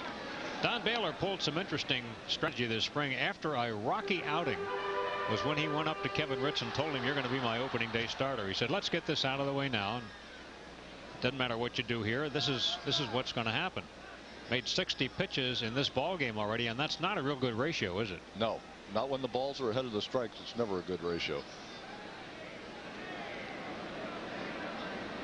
Runner goes. Pitch is high. Brito's throw is high. Stolen base for Whitten. This whole exchange was high. The pitch way high. Brito has to go up and get it, and then he makes a high throw to Bates at second base. See, Brito in a very poor position to throw after he has to stand up that way. He's got himself completely up and not able to get on top of the throw, and Bates does a nice job just keeping that ball out of center field. So Whitten picks a good pitch to run on. A very high fastball from Kevin Ritz. 3-0 on Zeile. Takes a called strike. 3-1.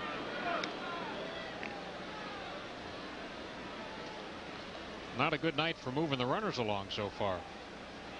Well, getting them in scoring position, that's plenty. 6 of them in the first 3+ innings, but haven't got the desired results yet. Zeile takes a whack at a pitch out of the strike zone. A full count on Todd.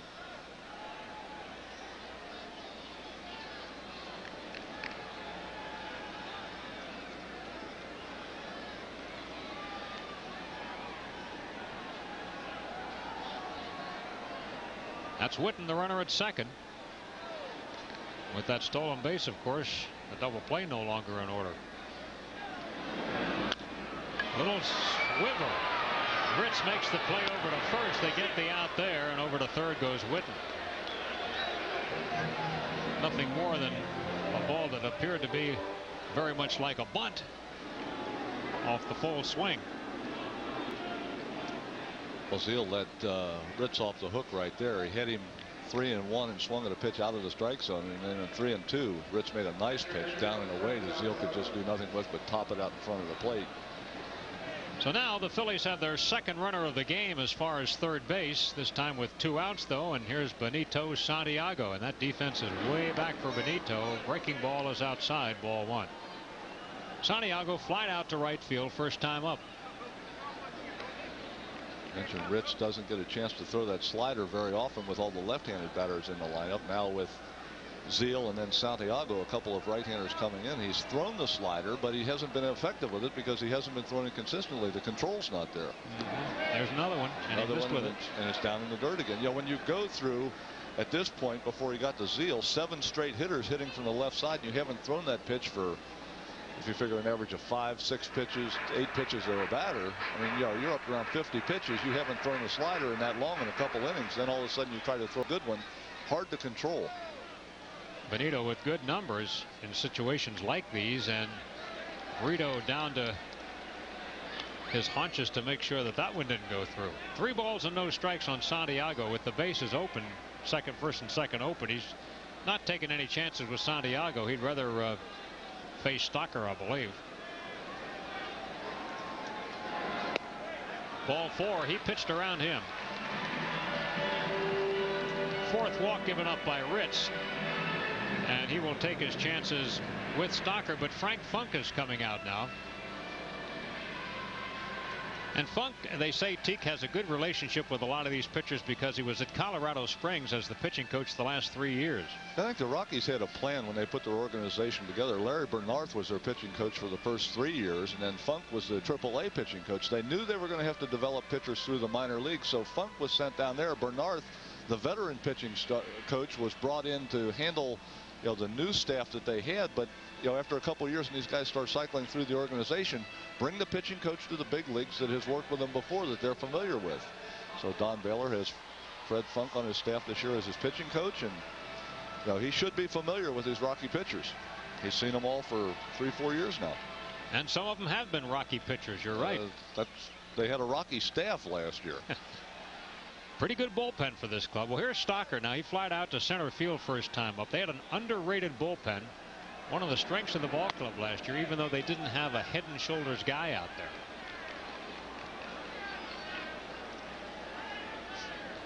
Not much of an average, but quite a few RBIs with runners in scoring position. So it means that Stocker found other ways aside from just getting hits to get him home. Now in this situation with 2 outs, he's going to have to get a hit or somebody make an error or something. Well, I think it also shows that the concentration level goes up a little bit when there's a man in scoring position. You know that you've got to get a base hit. You know you've got to get the job done. You concentrate a little bit more. Kevin Stocker probably a better hitter with men in scoring position than without. Stocker thinks about bunting, and not obviously he was bunting for a hit.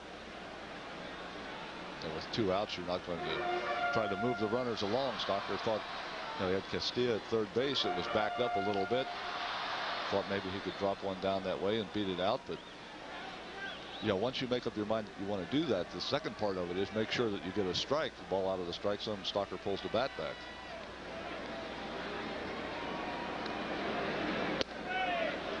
Pitch missed. Well, he's not pitching around Stocker. No. If you pitched around Santiago to get to Stocker, you're not going to pitch around Stocker to load the bases up and get to Sid Fernandez. That last one might have been by design. This one is not.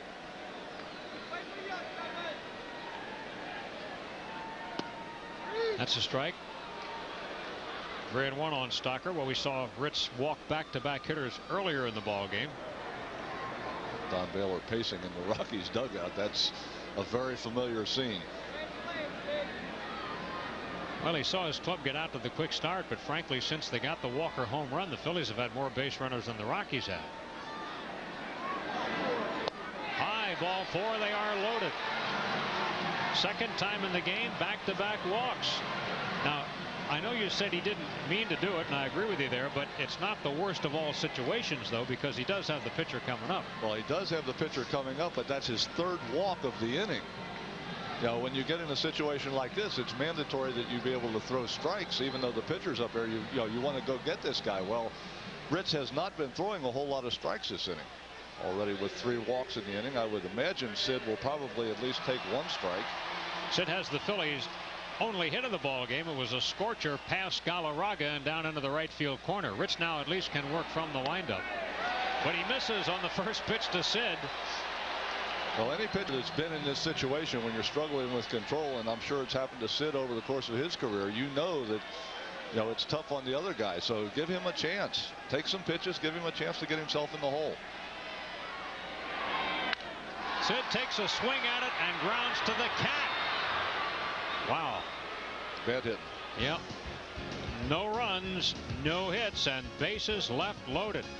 After 4, 2-0 Rockies.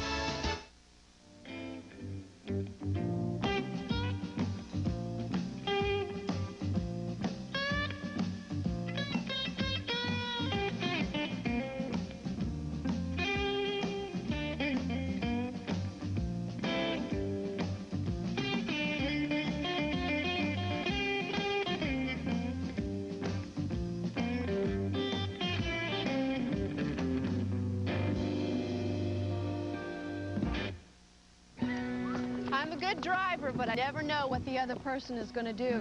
That's why I drive a Ford Windstar. It just received a 5-star rating in a recent government test. That's better than Chrysler minivans. I'm not as nervous about driving, as long as there's a Windstar between me and everything else out there. Your Ford dealers, the diamond one. With 1,000 cash back, Windstar is $1,760 less than Chrysler, or get 4.8 financing. Whether you're negotiating a deal, Okay? If you're good, I'll read you a story. Come on, make it 2. calling in an order, Skip the strawberry. We want chocolate. scheduling a meeting, I'm at the Big Artichokes. or simply checking in with the boss, Honey, is it okay if I stay another half hour? the most important thing Hello? is that the call goes through. A mobile phone is only as good as the system it's on. Choose Bell Atlantic 9X Mobile. Call 1-800-255-BELL.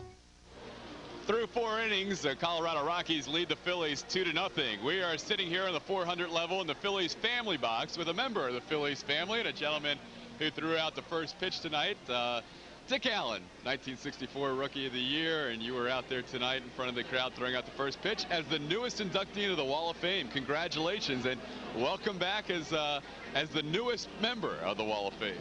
Yeah, thank you, Todd, and it is quite an honor. I'm actually really honored to be a part of this team. When we think about Robin Roberts and Richie Ashburn and Carlton and Schmidt and Lefty Grove, I'm tickled to be a part of that and loyal to this Philly family. Interesting sitting with you and watching the last half inning. You are still very much a Phillies fan. Well, I try to play the game inside my mind, even though we're setting up here just like I was still in the ball game, and I'm a little concerned right now. Here we are in the mid innings, and we're still looking at a 2-run deficit, and I thought we'd have got something out of there, but let's see if our leather can do some good right here, and we tie him and get in front of him before the 7th gets here. Dick Allen, I hope to see a lot of you this year at the vet. Thanks for joining us. Thank you, Todd. Andy and Tink. All right, Todd. Nice to see Dick Allen. Jason Bates, the hitter for the Rockies, who lead the game 2-0. Jason lined out to Morandini in his only at bat.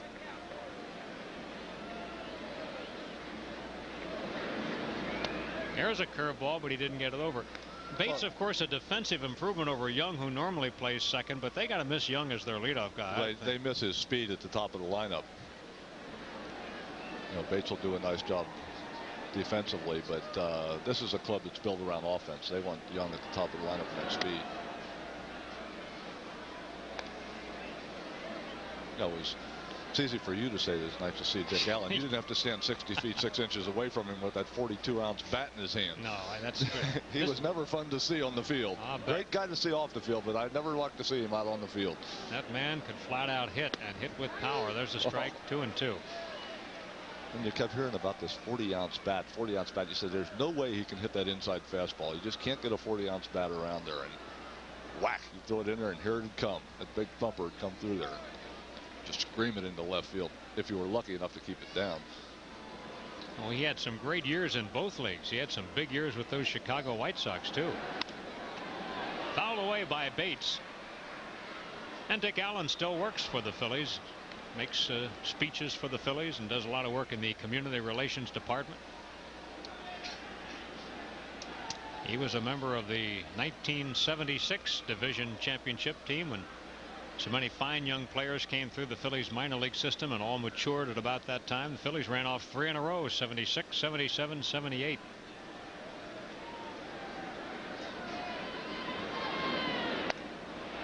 Bates Chase is a bad one.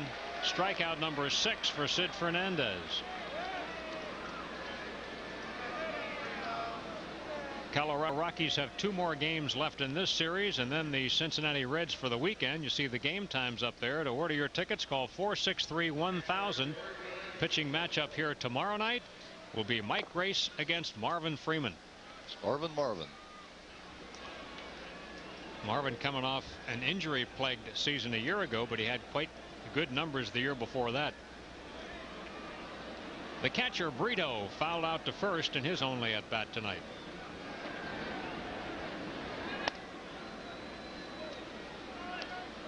Jayhawk Owens figured to be their regular catcher after they let Girardi get away. Then Owens got hurt. Sprained thumb. Brito gets a chance to play. They also acquired a left-handed batting catcher from San Francisco in the offseason. Jeff Reed is here now. Yeah, and I have to feel that, once Owens is back, Reed will probably be the backup, and Brito will probably return to Colorado Springs. You wouldn't imagine a team that was carrying 12 pitchers would also carry 3 catchers. You're already short on some defensive replacements and some bats off the bench. So Brito probably will head back to Colorado Springs, the Rockies AAA affiliate. That handle pop-up foul. Santiago coming back. No room. Speaking of bats off the bench, though, they have the very best pinch hitter ever in baseball. John Vanderwall last year set a major league record with 28 pinch hits, breaking the old record of Jose Morales of 25. And you have to remember he did that in a short season too. 144 games last year. Well, you got to figure by the process of elimination, he's going to get more chances. If you got 12 pitchers, it means you only have 5 bench players. Those guys are going to get a lot of turns at the plate. They're used mostly in a pinch hitting role. That missed outside. It's 3 balls and a strike on Brito. Pitcher Kevin Ritz on deck. Phillies still with just that 1 hit, and it was picked up by pitcher Sid Fernandez.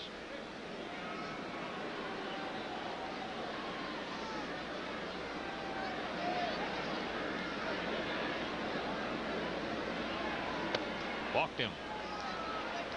3rd walk given up by Sid. And they'll have Ritz up there to try to bunt him along here. Sid's going to check here with Todd Zeile, knowing this is a flat-out bunt situation. Ritz was called out on strikes his first time up. Ritz, at the start of his career as a major league hitter, went 0 for 22. Even more reason why he will be bunting. Todd Zeile already in at 3rd base, about 3 or 4 steps in front of the line. He's anticipating the bunt. Bunt is down. Santiago plays to Morandini, and the sacrifice is successful. Brito takes 2nd.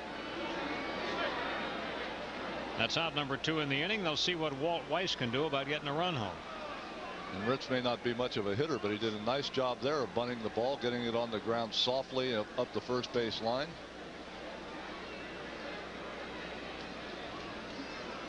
Sid has made 75 pitches in this ball game, a much better ratio than when we showed you Ritz's total at 60.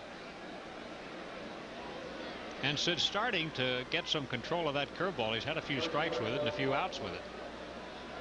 And it's key for him because that curveball just makes the fastball that much better. Weiss has popped up and walked. Curveball over for a called strike.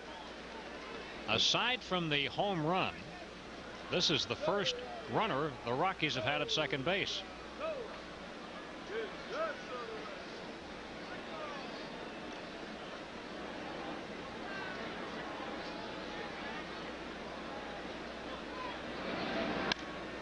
Out of play down the right field side. Again, we see the Rocky hitters after that curveball. When Sid comes back with the fastball, they've been behind it. That change of speeds, very important for a pitcher to be able to change speeds and not let the hitter just gear in on what velocity that ball's going to come to the plate. Sid in a good position now. No balls and 2 strikes. Going to do a little work on Weiss.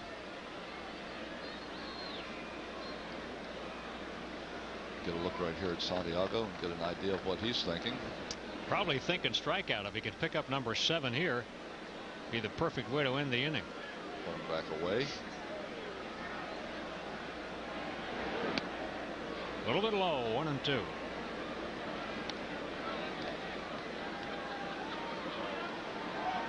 Sid does not wear the long sleeve under jersey, and this is a true test. If he's not going to wear it tonight, and he obviously isn't, then he'll never wear it. Now there have to be snowflakes in the air for Sid to put the long sleeve jersey on. He did put the jacket on when he was on the base pass, but that's different.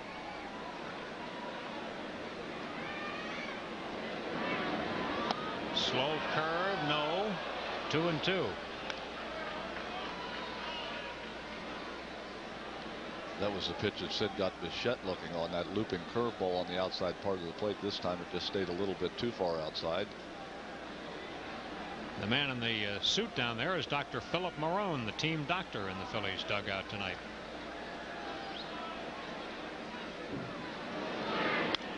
Out of play. It's still 2-2 on Walt Weiss. Weiss has an unusual distinction. He has played for both of the expansion teams. He was the first shortstop for the Florida Marlins, and this franchise got him in their second year.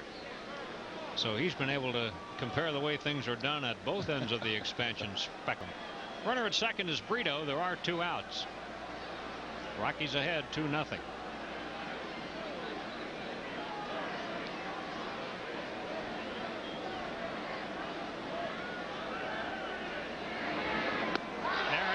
He got him.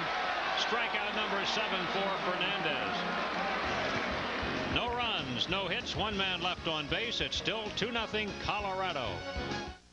I've cut it 3 times a week, but never too low. I've watered it, I've fed it, I've talked to it. Careers will be made on it. It does not fear the occasional weed or the suicide squeeze. They will spit on it, but they will wear it home. This is my yard, and you can play on it if you're good enough. True Value, a proud sponsor of opening day and yards everywhere. For cars that can benefit from higher octane, Texaco Clean System 3, Power Plus, and Power Premium gasolines are formulated to clean your engine's intake valves, fuel injectors, and combustion chambers while you're driving.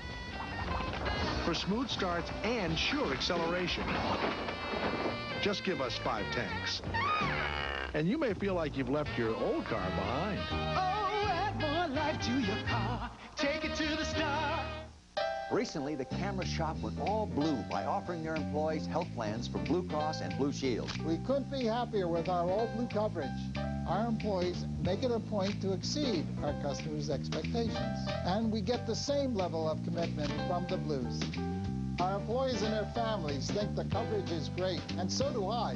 Go all blue with personal choice, Keystone HMO, or our traditional plan from Independence Blue Cross and Pennsylvania Blue Shield. The folks you can lean on. Lots and lots of All-Star merchandise is available now. You'll find all kinds of interesting items available with the All-Star logo, and it's a beauty. Now's the time for you to show those All-Star colors, and you can get a brochure on all of this by calling 463-1000. They'll send you a beautiful color brochure showing the many, many items available.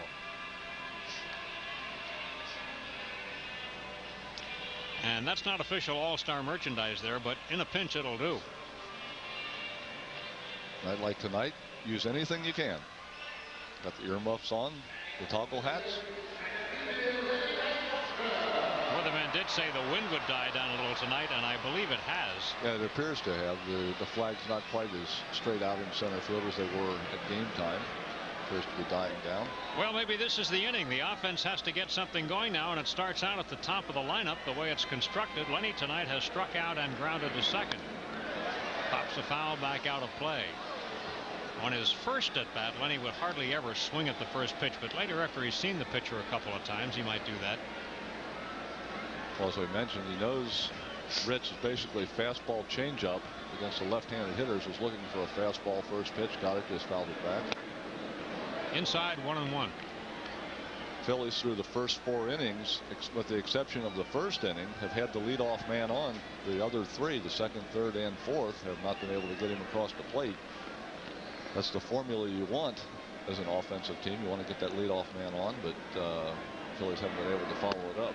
Strike called. 6 LOBs so far tonight. 2 in the second, 1 in the third, and bases left full in the fourth. So the Phillies are getting some runners despite the fact they have just 1 hit, but Ritz has chipped in with 5 walks to make it more interesting than it should be for a guy throwing a 1-hit shutout. Way inside, it's 2-2 on Lenny.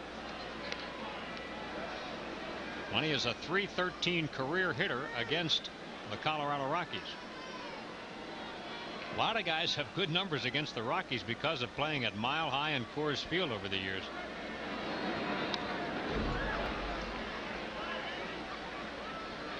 Ritz has gone fastball in, fastball away. Remember the first time around he got Dykstra on the changeup. Hasn't shown Dykstra that changeup yet. 2-2 count. If he's got any confidence at all in that changeup, this could be a good time to throw it. See if Brito calls it. He does appear to have confidence in it.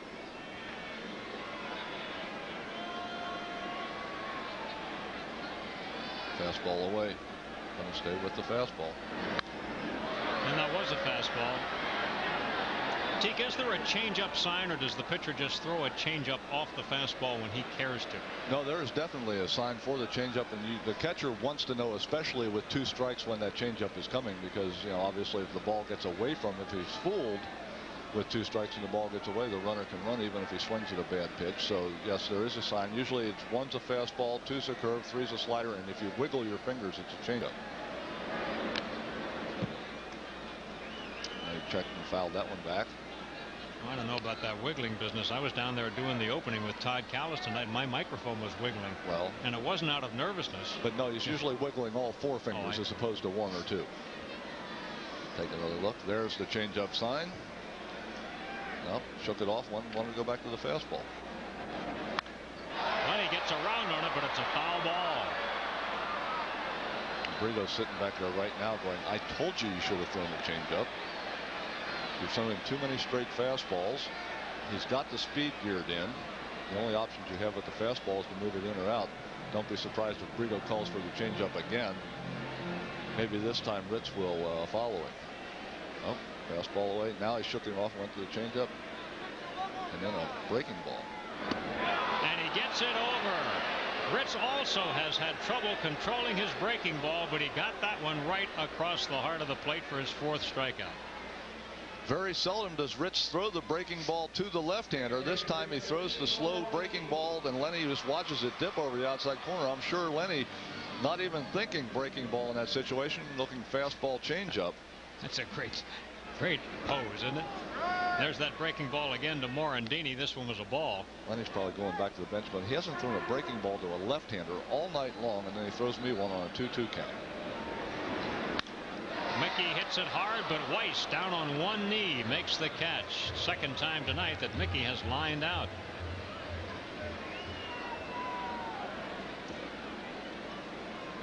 Two outs in the inning. Greg Jeffries steps in. Jeffries has lined out to Galarraga, and he looked at a called 3rd strike.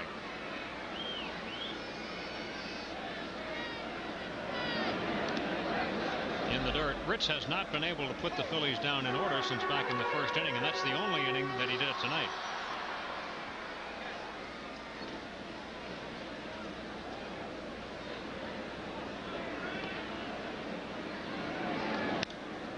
Foul out of play. Don't forget, the next Phillies game on Sports Channel will be tomorrow night at 7:30. Phils take on these Rockies once again, live from right here at the Vet. Phils and the Rockies at 7:30. Pre-game show at 7. On the ground, the Cat backhands. Nice throw to Ritz. And a 1-2-3 inning for the pitcher, who got over to make a nice cover. At the end of 5 full innings tonight. Rockies 2, Phils nothing. It's fast. It's convenient. It's courteous. It's easy. It's simple. It's hassle-free. It's practical. It's helpful. It's handy. It's the way thousands of smart people get their tickets to Phillies games. They just call 463-1000 to find out which seats are available. It's time to order tickets to any Phillies home game. Just call 463-1000. Wasn't easy trading in the old Taurus. Had room, safety, comfort, so we compromised. I kept the old one, she got the new one. It's larger than last year, with more interior room. Plus, it rated highest in a recent safety test. It beat Accord, Camry, even Volvo and Saab. Your Ford dealers, the diamond one. With $600 cash back, Taurus is priced less than last year. Or get 4-8 financing.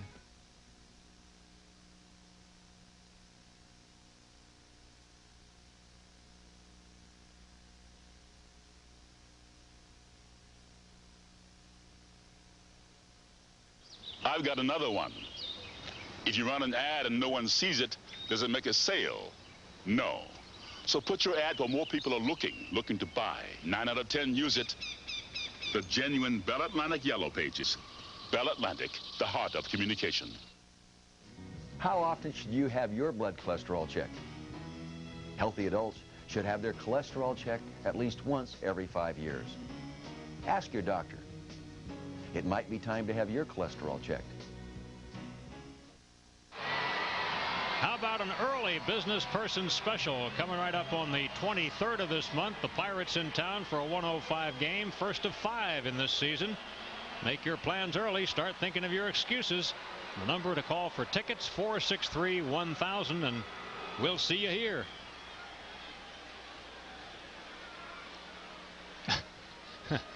That's a hot dog gun, Teak. Question is, what do you shoot out of a hot dog gun? Well, the obvious answer would be hot dogs. Little hot dogs, but I don't think that was it. The Fanatic. You never know. Opening night, he's in midseason form. Here's Ellis Burks to lead it off. Slow curve for a called strike. Nice to see Sid finally getting some use out of that pitch.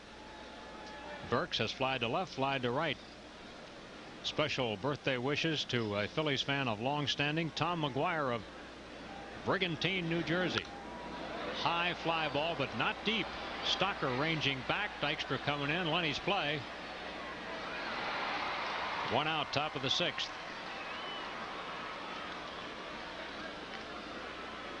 It's interesting to note that early in the game, when Sid wasn't throwing the curveball as often and wasn't throwing it over the plate, most of the fastballs were up out of the strike zone. Now that he's got the curveball dropping in, it seems as if he's been able to bring the fastball down. The throwing motion on the curveball causes you to bring your body down and across. That same motion will also pull that fastball down into the strike zone. Bichette was on base when Larry Walker followed in the first inning with a home run, so he scored a run tonight. Struck out last time up there.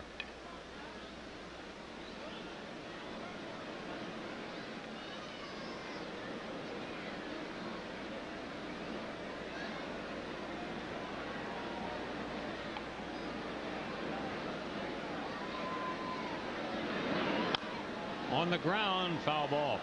When I came in tonight and looked at the new auxiliary scoreboards, they had the National League up in right field. There's Ken Griffey Sr., first base coach, and the American League scores were up out in left field, and I thought, gee, I wish it was the other way around. I looked up about 10 minutes later and it was the other way around. I thought, doggone it, they're thinking just like I am. But I've come to realize that they switch every few minutes. Every couple innings they switch them back and forth, so you have to stay alert. That's right. We won't let these fans get comfortable in their seats. We're going to make sure that they're staying in the ballgame. Got him. Strikeout number 8 for Sid Fernandez. Bichette the victim twice.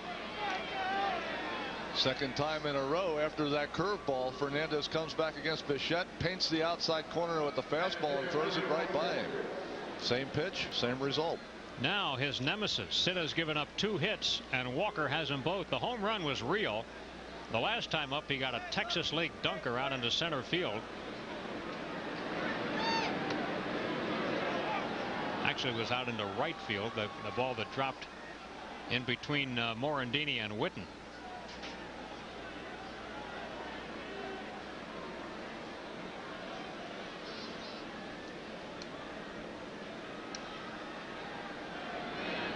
Curveball over for a strike. Interesting defensively, the Phillies, Walker has pulled the ball hard twice, yet the Phillies still shading Walker around the other way. Witten off the line in right field. Dykstra shaded over toward left center field, so that should indicate that Fernandez is going to change his pitching pattern on Walker. On the ground, an easy play for Jeffries, and a 1-2-3 inning for Sid, his second of the ball game. So before we go to the bottom half of the 6th inning with the Rockies leading this game by a 2-0 score, for score and highlights, let's go to Todd Callis. Thank you very much, Andy. Let's go to the National League highlights first. Felipe Alou, the manager of the Montreal Expos, watching on in Cincinnati. Still a somber mood for the Expos Reds game following the death of John McSherry. Here, Hal Morris with the RBI single, scoring Reggie Sanders. Chris Sabo, the good hustle into third base. Reds leading early 2-0. Montreal coming back. Rondell White will ground one. Could be two. Reds try and turn it, but White has outstanding speed. Beats the relay throw. Scoring Mark Bresalonik. It's 2-1 Reds. Then Chris Sabo back with the Reds. An RBI double down the right field line, scoring Barry Larkin. Sabo finishes 2 for 3 with 3 RBIs. Reds win it 4-1. Elsewhere on the National League scoreboard, pitchers duel going on between the Pirates and the Florida Marlins. 1-1. They are in the 8th inning. Denny Nagel against John Burkett. And LA and Houston 1-0 early on in that game. In the American League, 7 inches of snow yesterday in Cleveland. Today, the sun was shining. The field was ready for play between the Yanks and the Cleveland Indians. And David Cone was masterful in the first start of the year, here getting Kenny Lofton looking. Then striking out Julio Franco. Lofton once again. Cone with 4 strikeouts in 7 innings had a 2-0 lead for the Yanks. Watch the rookie Derek Jeter at shortstop with a great over-the-shoulder catch. He also had his first big league home run in this game. Later on, Bernie Williams with his team leading 2-0 cranks one. He knows it's gone. A 3-run shot that gave the Yanks a 5-0 lead. They go on to win 7-1.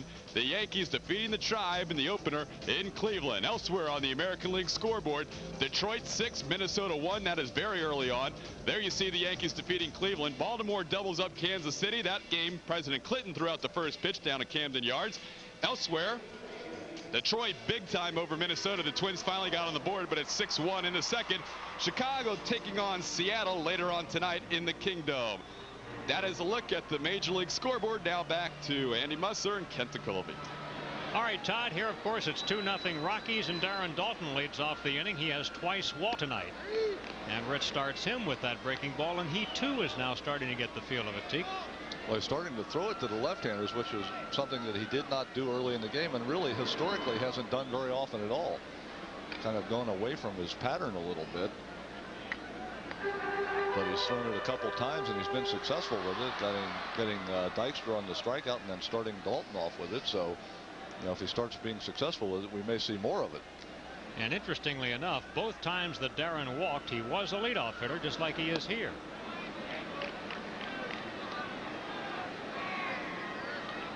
Ritz is probably saying to himself, I am not going to walk him this time. I am not going to let that leadoff man get aboard that way. But there's ball 3. It's 3-1.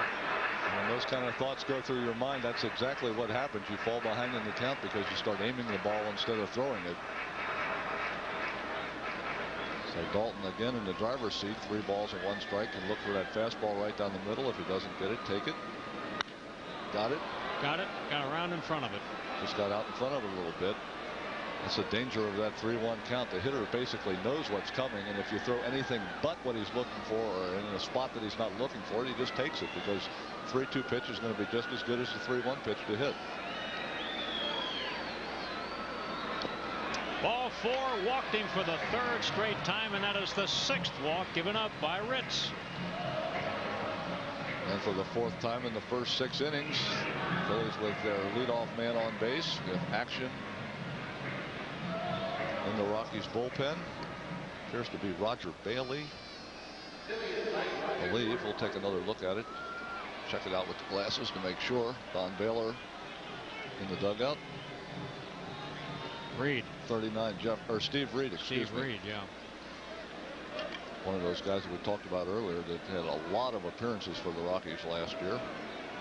Mark Whitten hitting now. He has walked and grounded into a force out. When he reached base on that force out, he then stole a base. Get well greetings to Sister Elizabeth Ann of St. Hubert's High School.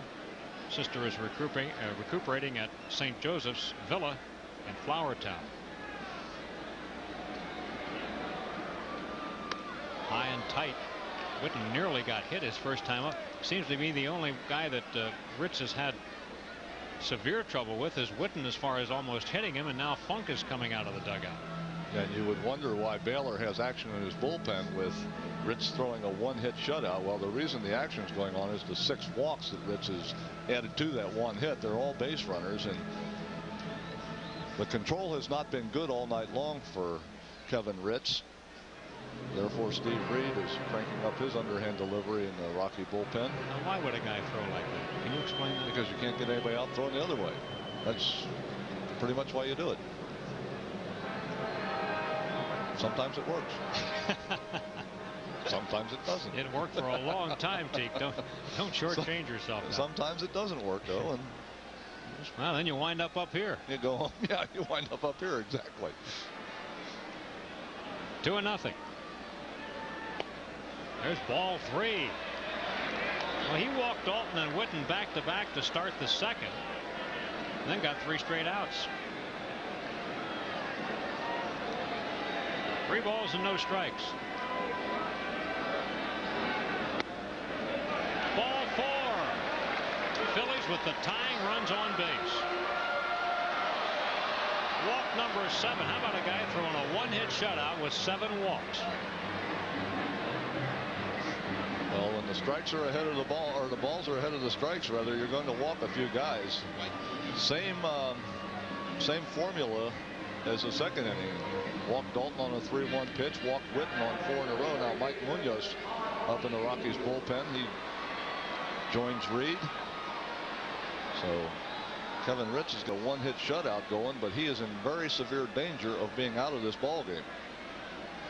Phillies have to make him pay for this now. Zeal has struck out and grounded out.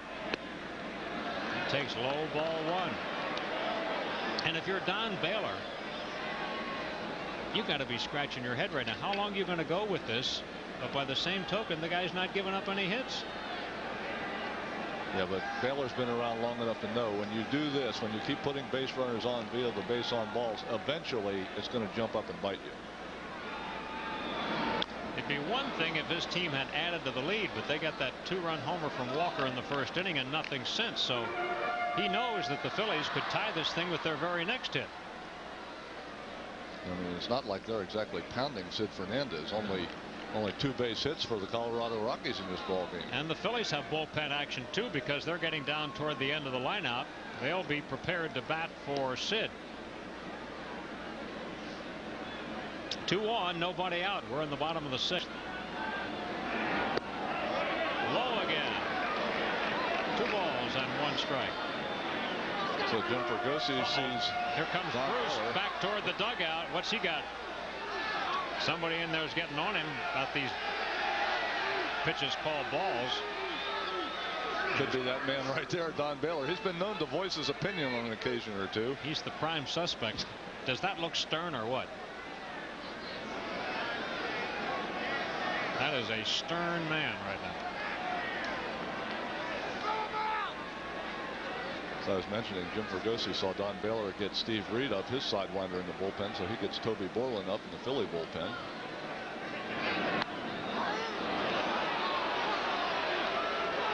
Two and 2 now on Zeal.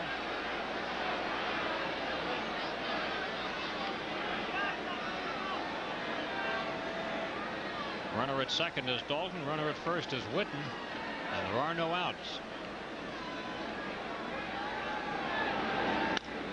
Bouncing ball to second. There's 1, and that's all they get. Nice slide at second by Witten to make sure that there was no double play. Seen that a couple of times tonight. We saw Dalton do it once. Yeah, Witten did a nice job of breaking this up. Again, not a sure double play ball, not that hard hit by Zeal, but Witten hustling all the way down the line, goes straight across the bag right into Walt Weiss, takes his legs out from under him, eliminating any chance for Walt to make a throw to first base.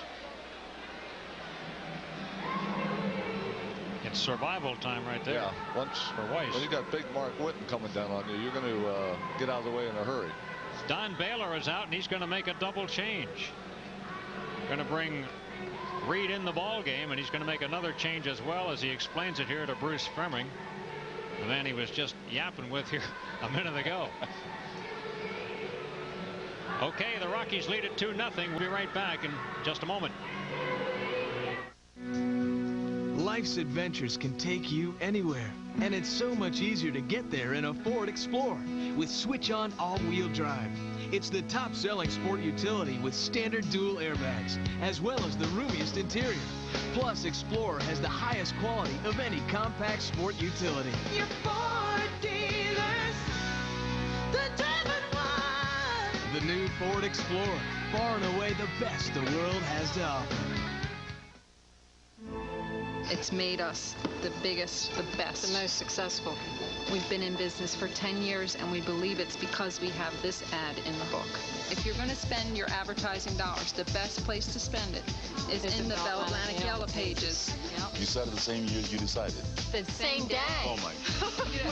It's just twice as nice. Twice as nice. How are you? Thank you for coming. Bell Atlantic, the heart of communication. Well, the new center fielder is Quentin McCracken, and Larry Walker is out of the ball game. He made the last out, but it's awfully early in this ball game to be losing the bat of Larry Walker, one would suspect. And taking your number 4 hitter out when a 2-0 lead that is in jeopardy. Very interesting move by Don Baylor. One that he could subsequently be criticized for if things don't work out the way he wants them to. Reed is the pitcher. Reed, of course, had plenty of chance to warm up. He is a 30-year-old out of Los Angeles, 6'2", 212 pounds, and that's what he did in spring training. And in '95 for the Colorado Rockies, pitched in 71 ball games, had a 5-2 record, a 2.14 earned run average, saved 3 ball games for the Rockies. So even though Ritz gave up just the 1 hit, the walks got him in trouble, and Don Baylor goes with the hook and brings in Steve Reed. Santiago has flied to right and walked. A little half a pop in the infield. The Phillies won't get a run here. It's the second time tonight there was a runner at third with less than 2 outs, and the Phillies did not get him in.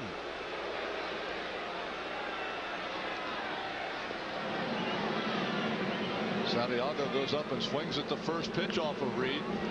He's seen Reed before. He knows he's got the good sinker.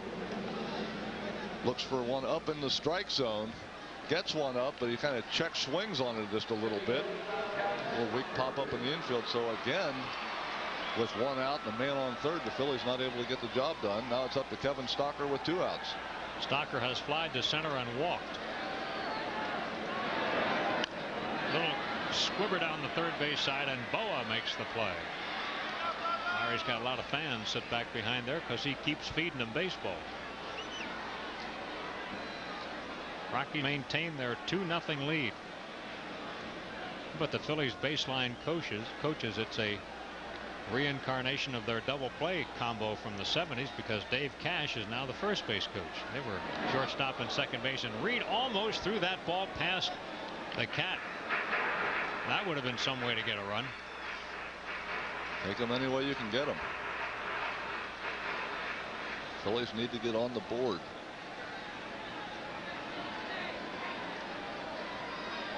Felipe Alou nicknamed him the Big Cat. In for a strike. 0-2 the count on Stocker. 0 for 10 with runners in scoring position. 6 men left on base, and of course 2 more right here that conceivably could be added to that total unless Stocker can come through. Ritz struggled with his control. Reed is coming in from nothing but strikes as he enters this ball game. Caught by Castilla at third base, and the Phillies leave 2 more on. No runs, no hits, and 2 men left on base, and the Rockies still lead it 2-0.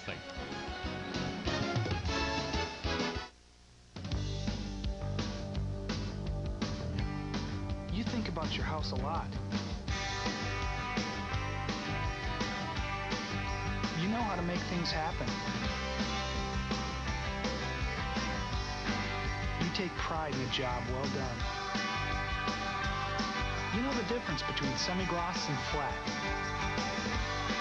You know you can do it yourself. Because you know help is just around the corner.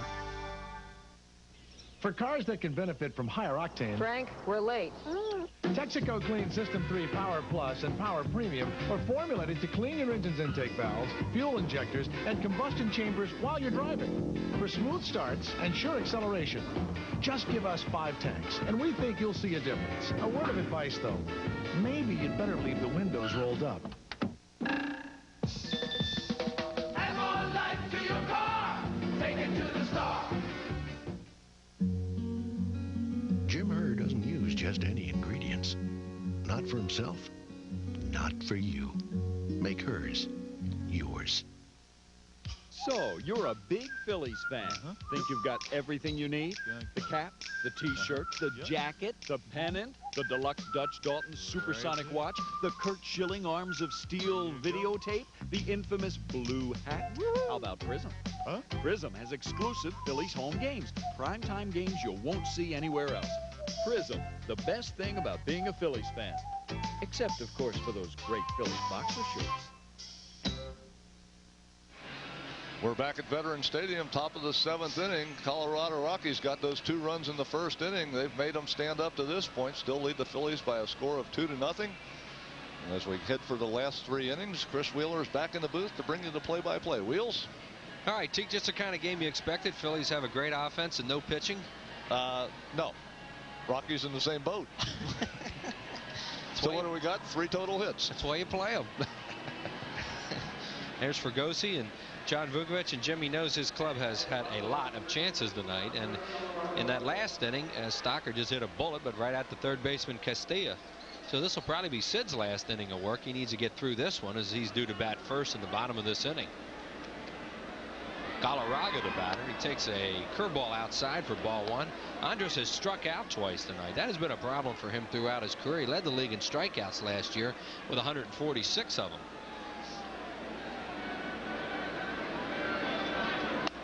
Takes it high. Ball 2, 2-0.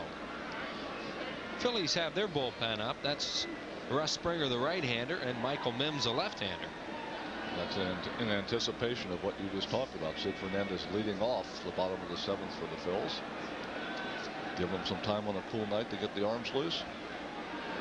I have to think one of the toughest innings for a guy to pitch is when he's losing and he's coming out of the game and he knows it. Yeah, you really do. It's you know, because you know no matter what you do, you're not going to be in a position to win the ball game. You know, unless your club can come back and give you 3 runs in the bottom inning. But it's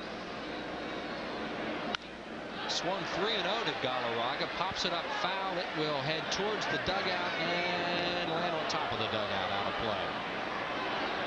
So Andres Galarraga got a 3-0 green light that time and popped it up foul.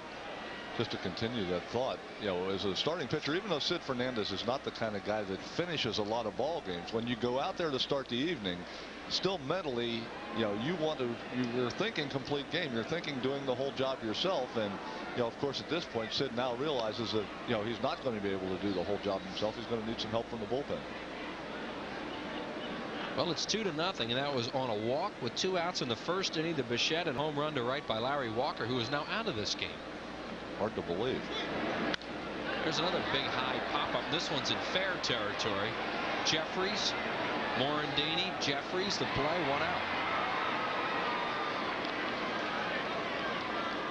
Cincinnati Reds are coming to town this weekend, and on Sunday it's a red-hot backpack for all fans 14 and under. It's compliments of Boston Market. It's a terrific backpack with lots of zippered compartments for stashing everything you can think of. So just call 463-1000, your number for all your official All-Star merchandise needs. Also Sunday, the Phillies and the Reds at 1:35 on Backpack Day. Vinny Castilla, the batter, has struck out, grounded into a double play. Fernandez throws a changeup and he laces it to left center field. Dykstra, a good jump, puts it away, 2 down. Like a rare changeup from Sid Fernandez, and that ball was on its way down, Teak, as soon as he hit it. That had some sink. Take a look at it. Zip. Look at this baby coming down. Yeah, it's that little bit of an uppercut swing, and you put that overspin on the ball, and it's just like a golf shot. When you top it off the tee, it's going to go out there and go straight down. That's exactly what that ball did to Lenny in center field. And he hit a changeup, and he just must have hit it off the end of the bat a little bit. Good pitch by Sid, who has just pitched a great game here tonight. Phillies are kicking themselves for all the men they've left on base. 8 of them through 6 innings. The Rockies have left 2. There's Jason Bates on what he's done tonight. He lined out hard to Morandini in the 2nd inning, then struck out in the 5th. Pitches low, ball 2. Just speculating about Larry Walker leaving the ball game and why that would happen. Just talked to Dave Campbell just a second ago. The Rockies broadcaster says Walker has been having a little bit of problem with a hamstring in the last few days, so that may have lent to why Baylor decided to take him out of the ball game, even though it was a 2-0 ball game. Right. Had to be something like that because he's such a good player. Ground ball to Stocker, up and over first, and Sid Fernandez is going to pitch 7 very strong innings as he'll leave this one losing 2-0. No runs, no hits, no errors, and nobody left on base. 7th inning stretch time. Good opener. 2-0 Rockies. Less pollution. More training. More pedaling. Less pollution. More sweat. More hills. Less pollution. More sore thighs. Who's reducing air pollutants by over 3 million tons a year and donating natural gas vehicles to the Olympics? Pico Energy, proud member of the American Gas Association's Clean Air Team, official sponsor of the 1996 Olympics. Sunday night on the Discovery Channel. Was Abraham Lincoln killed by an assassin's bullet or a misguided pinky finger? The experts go to work on the facts, and you won't believe what they find out. Discover how forensic scientists coax the dead into giving up their hidden secrets. The magazine you can't put down is now the series you won't want to miss. Watch the world premiere of Discover Magazine, Sunday at 8 Eastern and Pacific on the Discovery Channel. Explore your world.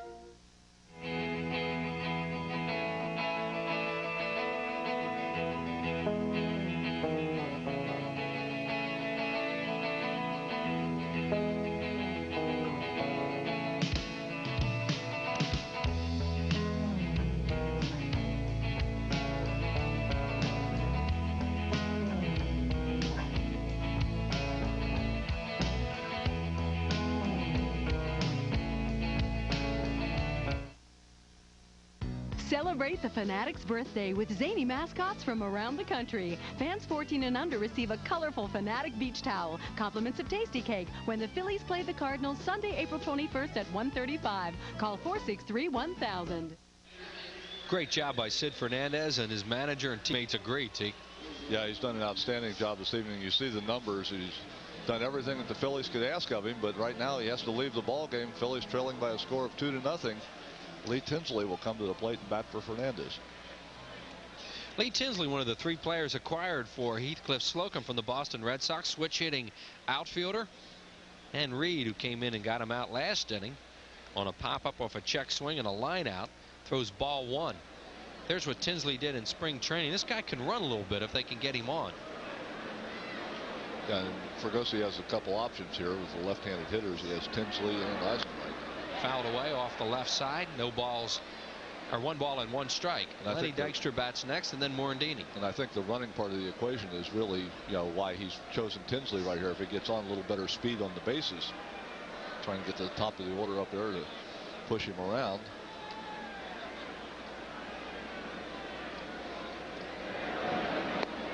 Breaking ball over for a strike.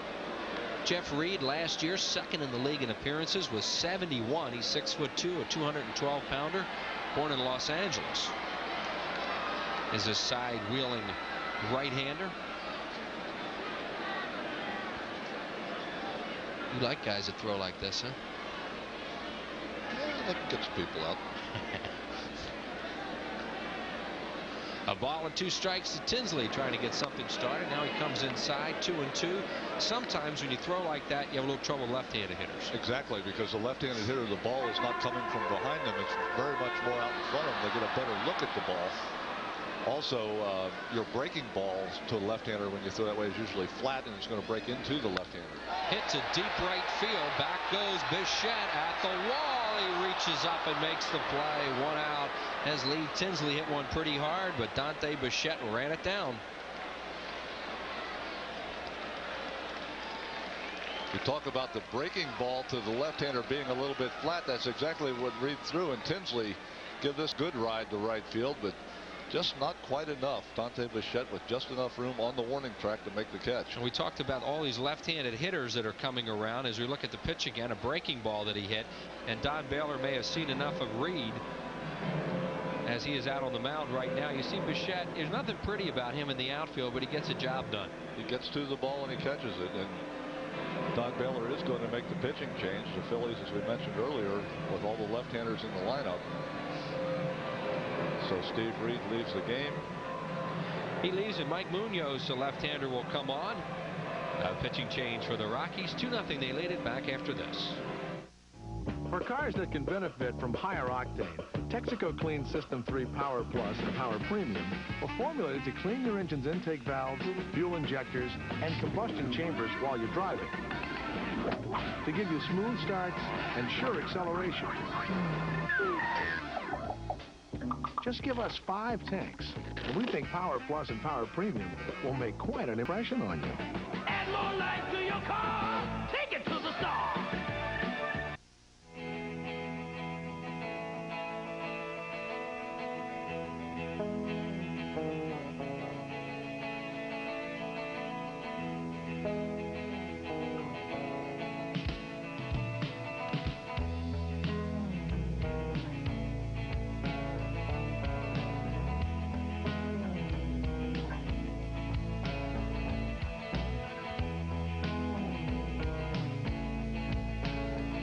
At Veterans Stadium, the Phillies still trail the Rockies by a score of 2-0. And the new pitcher for Colorado is left-hander Mike Munoz. See his numbers there from the spring. He pitched in 9 ball games this spring, but another one of those Rocky relievers. 64 appearances in the '95 season, 2 wins, 4 losses, a very high 7.42 earned run average. He also saved a couple ball games, but you know, like everybody else that pitches in the Rockies bullpen, you don't want for action.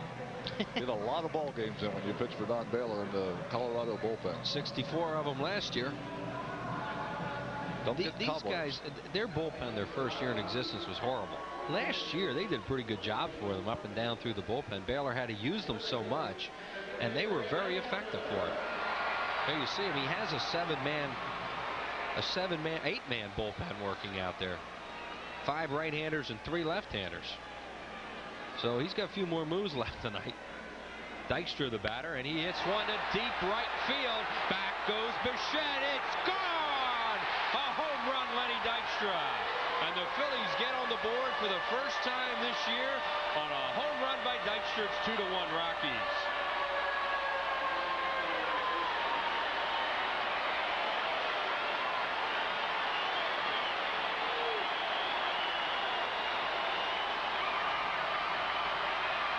Dykstra has the reputation of taking a lot of first pitches, working the pitcher. That reputation well known around the league. Well, this time he takes a shot at getting a good pitch from Munoz. First pitch, gets a fastball right down the pipe and deposits it in right field. And Morandini, the batter, fouls it out of play. So the Phillies have been so frustrated tonight by not being able to get runners in when they had them on third, get the long ball from Lenny, and get on the scoreboard and trail it by 1 here in the 7th.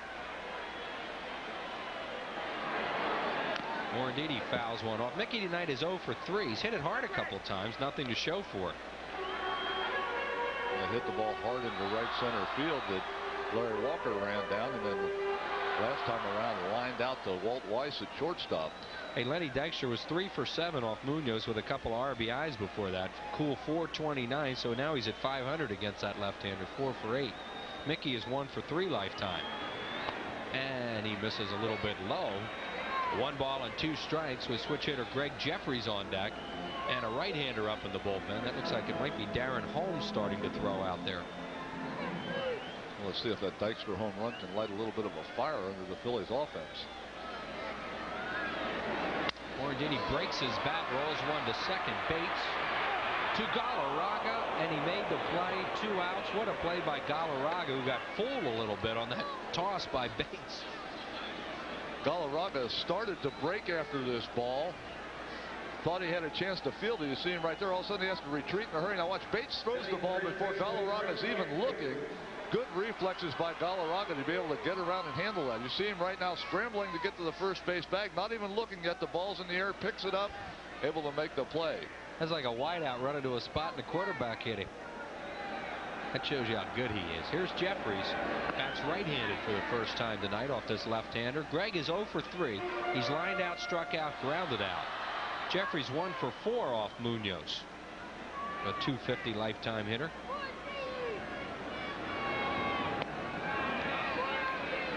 Low 2-0 on deck, Darren Dalton. The Dutch has walked 3 times in this game, all of them off the starter Kevin Ritz, who's been followed by Steve Reed and now Mike Munoz. Ritz did a good job hanging in there, even though he had some trouble with his control. Strike call, a good pitch for Munoz on the outside corner, 2-1. 2 runs, 2 hits, no errors, Colorado. 1 run, 2 hits, no errors for the Phillies here in the 7th inning.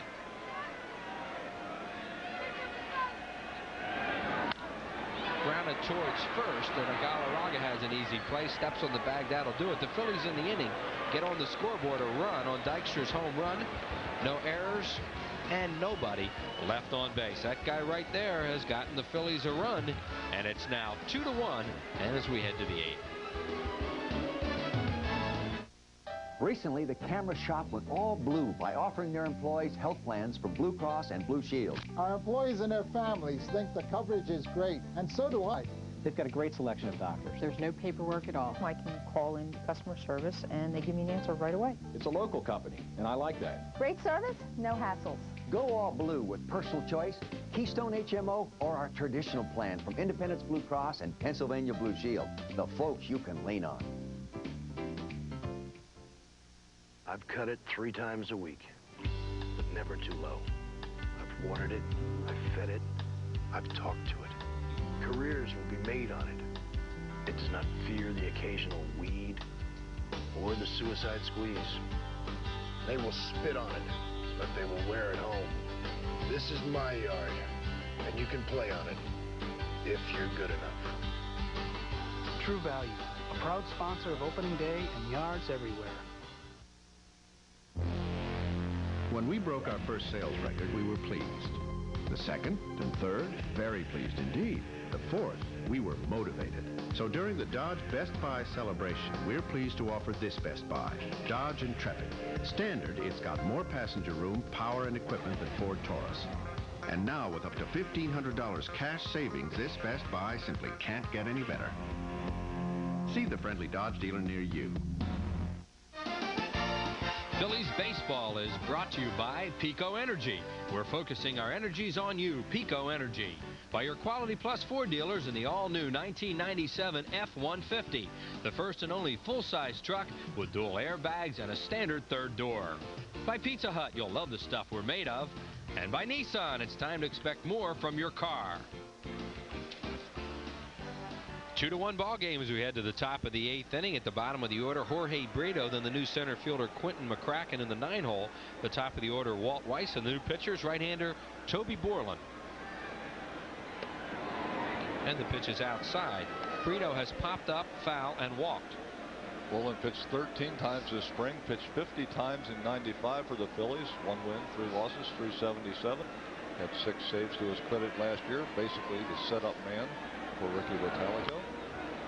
Brito hits one foul, third base side, fielded by Mark Hirschbeck, the third base umpire, who drops it and will, as he is being booed by the crowd, decides, okay, you don't get it. You don't get it then. I'll throw it back in the dugout. See, don't boo those guys. You know, he'd have tossed it to the crowd. They'd have been nice to him. Don't want to get him upset. Then the Rockies tossed it out of the dugout to him. Sure. 1-1. Line drive, base hit center field by Brito. So Borland serves up a base hit to the first batter he faces, and that'll bring up Quentin McCracken. Remember, tomorrow night at 7:30, catch the best of the Sixers as they take on the Indiana Pacers live from this Core State Spectrum. Sixers-Pacers action tomorrow night at 7:30 right here exclusively on Prism.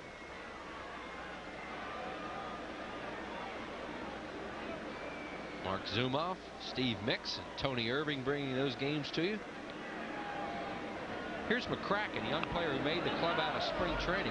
Up there to bunt, fouls it off. He's a little guy, 5'7", 173. Born in Wilmington, North Carolina. Lives now in Southport, North Carolina. Was a defensive back and a baseball player at Duke University.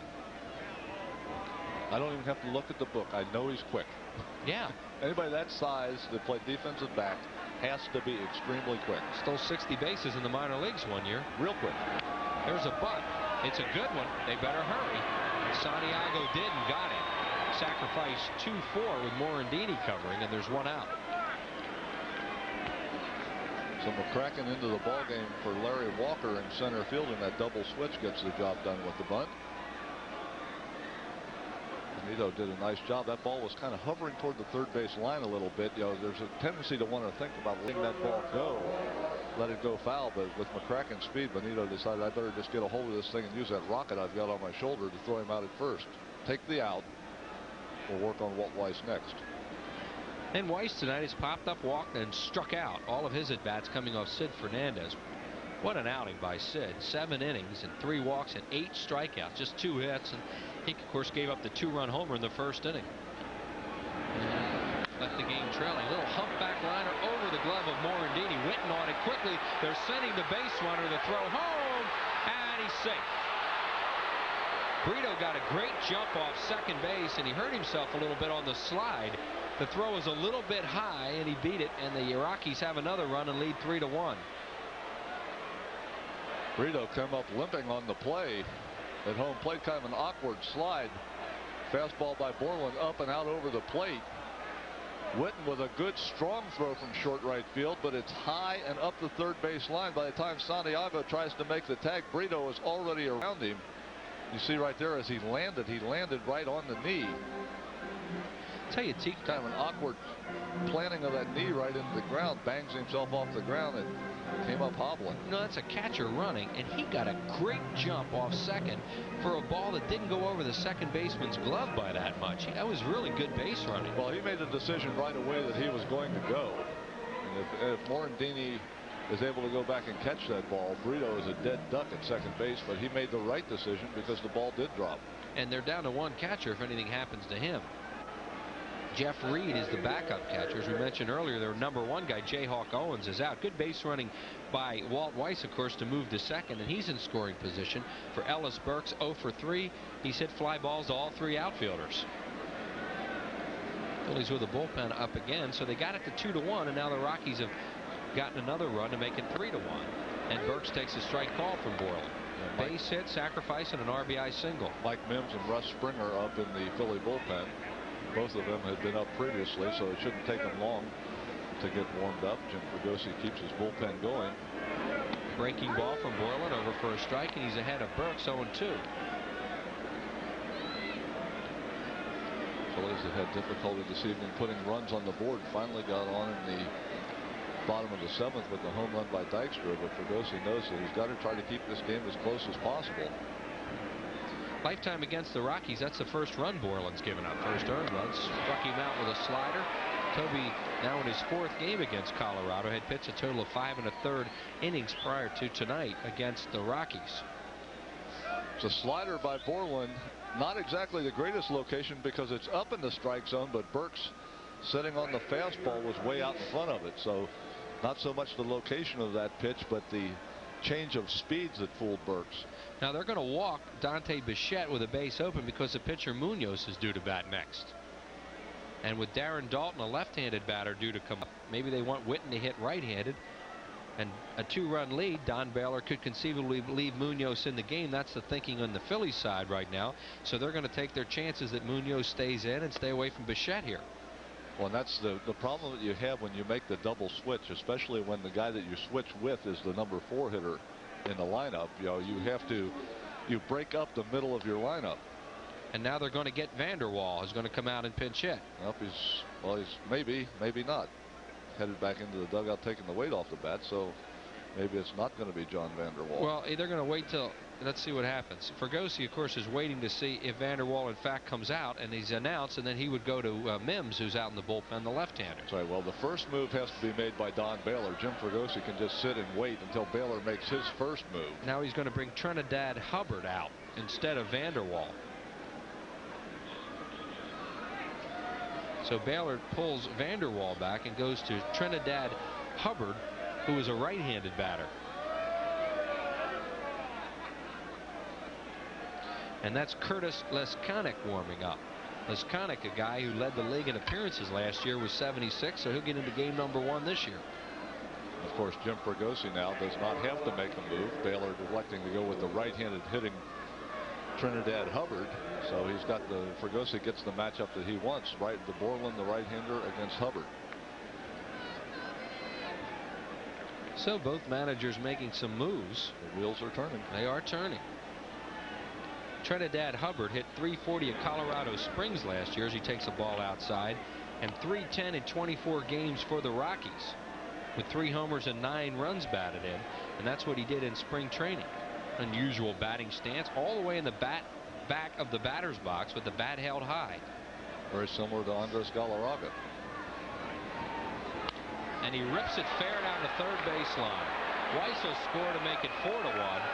Here comes the other base runner around. Dalton's throw to Stocker. Stocker throwing home. Safe at home plate is Dante Bichette, and a 2-run double for the pinch hitter Trinidad Hubbard, and it's now 5-1 in favor of the Colorado Rockies. Well, Jim Fregosi got exactly the situation that he wanted. He got Hubbard, the right-hander, against Borland, the right-hander. The only problem is Borland did not get the job done.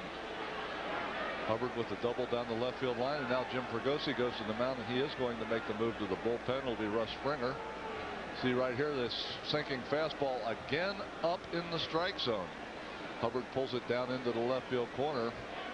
By the time it gets done rattling around down here, and Dalton gets to it and gets it back in, not only his not only his Weiss scored, but also Bichette. They had a shot possibly at the runner Bichette, but Stocker, you saw, couldn't get the ball out of his glove, kind of double pumped. So Toby Borland has a rough outing here in his first outing of the year. And another pitching change. It's Russ Springer. Back after this. There are a lot of great things about home. Home is where you can let dirty dishes pile up and call them a science experiment. Home is where you can do Rocky Balboa impressions on your ficus plant. Yo. Home is where you can use furniture as hampers. But with the Phillies, Flyers, Sixers, hit movies, and great local entertainment, the best thing about home is Prism. Of course, nailing Ranger fans with snowballs is a close second. What is that? It's your Stargate. We've opened a doorway to a world we know nothing about.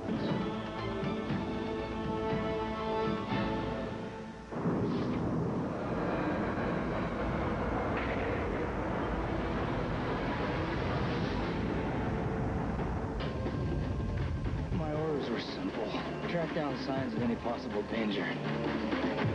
Well, I found some. And there's the score. The Rockies have just put 3 big ones on the board. As Teak mentioned, the Phillies had gotten back to a run, and now all of a sudden a 3 spot here by Colorado in the 8th inning, and they've got a fairly comfortable lead now at 5-1 as Russ Springer comes on. There are the numbers on Springer.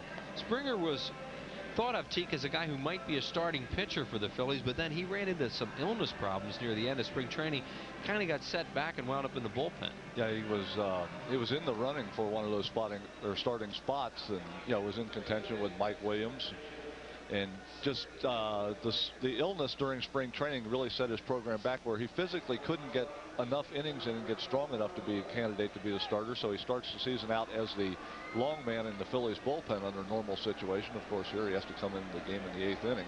You see Trinidad Hubbard on at second base. Has a big swing and a miss here by Andres Galarraga. Hubbard just got the pinch hit double down the left field line, scoring 2. See Galarraga, 2 strikeouts and a pop-up so far tonight, but he's played his normal tremendous game at first base. Springer comes in high. Russ Springer with a hard fastball, big overhand curveball. Guy the Phillies got out of the Angels organization last year.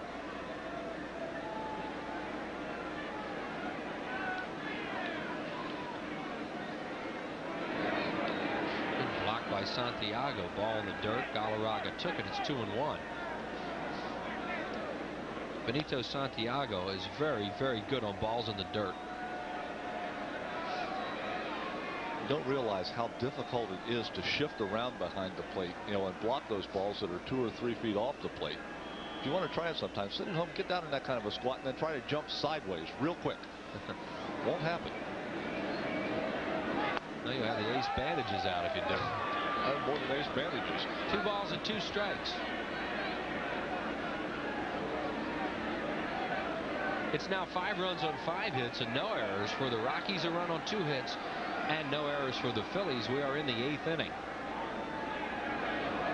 Springer's pitch struck him out. A foul tip held on to by catcher Benito Santiago. However, 3 runs, 3 hits, no errors, and 1 left. Phillies has some catching up to do. It's fast. It's convenient.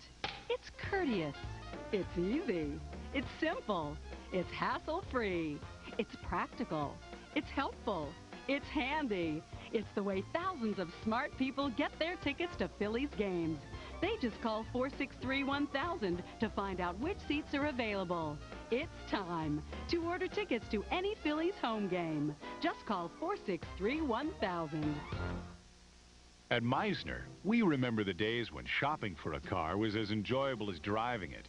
We remember the excitement a new car would stir in the neighborhood when it was brought home for the first time. And we even remember the pride you took in washing your baby every weekend. At Meisner, we remember because we were there. Since 1954, Meisner has been committed to our customers' satisfaction before and after the sale. Meisner Chevrolet Geo Oldsmobile in the Philadelphia Airport Auto Mall. There are a lot of great things about home. Home is where you can let dirty dishes pile up and call them a science experiment. Home is where you can do Rocky Balboa impressions on your ficus plant. Yo. Home is where you can use furniture as hampers. But with the Phillies, Flyers, Sixers, hit movies, and great local entertainment, the best thing about home is Prism. Of course, nailing Ranger fans with snowballs is a close second. Phillies season tickets come in many forms, from full season to 13 Sundays and 16 game plans, and they may be just your ticket to the All-Star Game. To find out which season ticket plans guarantee All-Star Game tickets, call the sales office at 463-5000. Ticket plans come in many packages for many schedules and budgets. 463-5000 for more information. Now, if you would like to vote for your star of the game in this one, you can go online at prismlink at AOL.com. Cheek, you're the computer expert. Is that how you say that? That's it. Thank you. You got it. Here are the changes. That's Trinidad Hubbard. He stays in the game in center field. Quentin McCracken will move over and play left field. And the new pitcher is the right-hander Curtis Lesconic. He will bat in the 2-hole, vacated by Ellis Burks. And the first batter he faces is Darren Dalton. Dalton tonight has no official at bat. He was walked 3 times by the starter Kevin Ritz, who is the pitcher of record in this one, as is Sid Fernandez. And Lesconic, who led the league in appearances last year with 76 games, throws ball 1. Lesconic with a 6-3 record, a 3.40 earned run average, saved 10 games for the Rockies. And like everybody else in the Rocky bullpen, pitches a lot. 98 innings.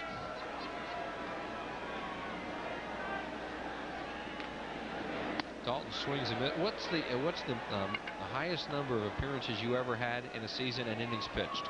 94 and about 135.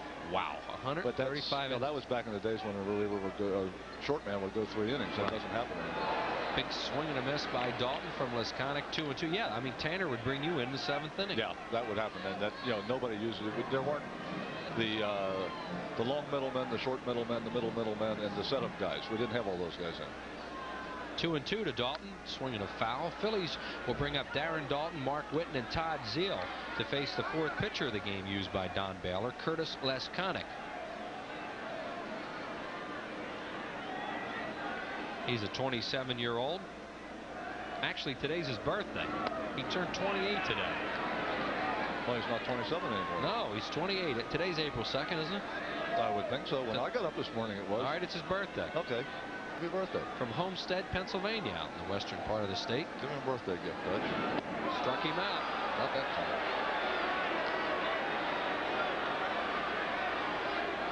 So there's one out here in the 8th inning, and that will bring up Mark Whitten. Breaking ball down in the strike zone. Leskonic throws a lot of hard sliders. We saw quite a bit of him, obviously, last year. He's 6 foot, 180 pounder.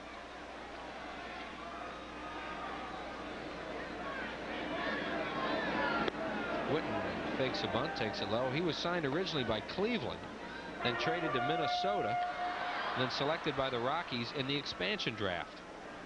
7th choice in the 3rd round. Strike call. 1 ball, 1 strike to Mark Whitten trying to get on base. Rockies lead at 5-1 with a 3-run 8th inning. We are in the bottom of the 8th. 1-2. Whitten has walked twice tonight and grounded into a fielder's choice. Phillies only have 2 hits in the game, a double by Sid Fernandez, a home run by Dykstra. Struck him out. Leskonic comes in and strikes out 2.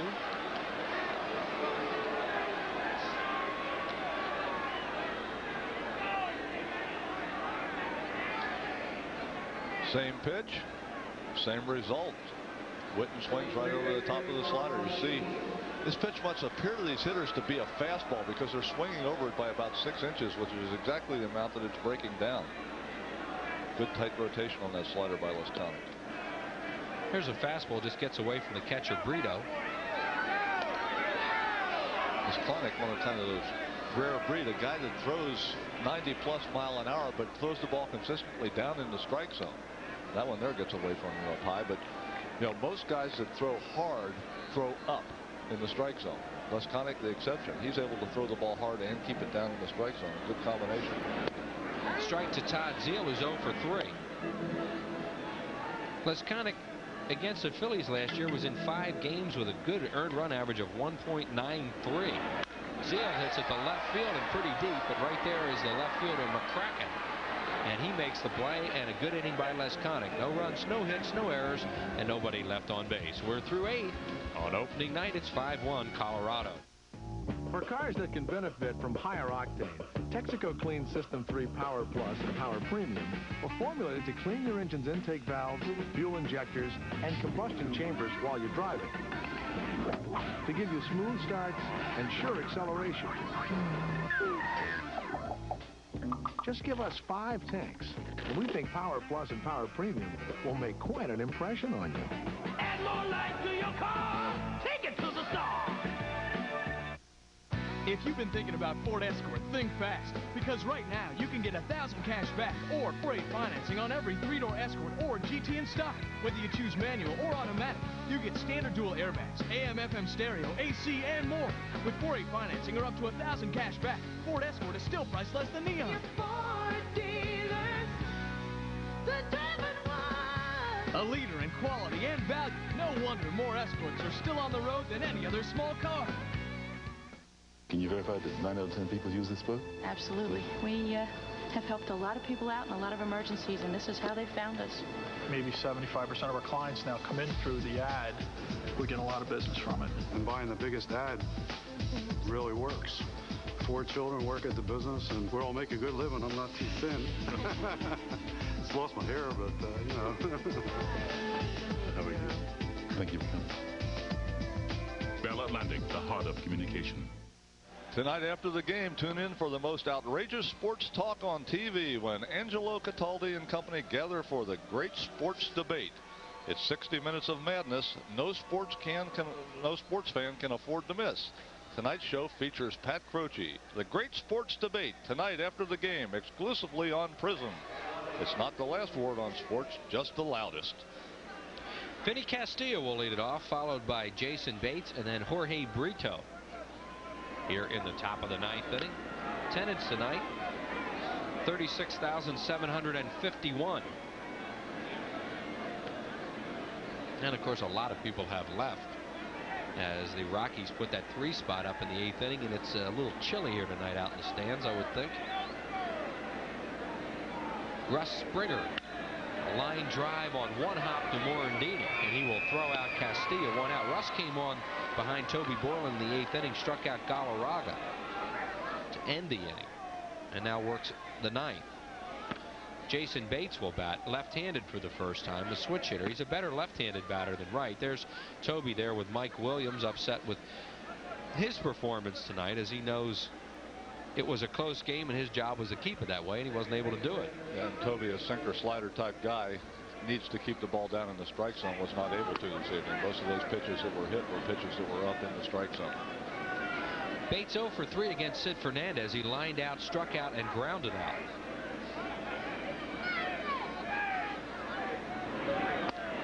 Good fastball from Springer and a swing and a miss by Jason Bates. Last year, Bates batted .291 against right-handers and .183 against left-handers. As you see some scores running by there. Dodgers and Houston. Dodgers won the first game of that series. Yankees beat the Indians today. Another swing and a miss at a fastball. Baltimore over Kansas City. And they're trying to go 1-1 in that early series.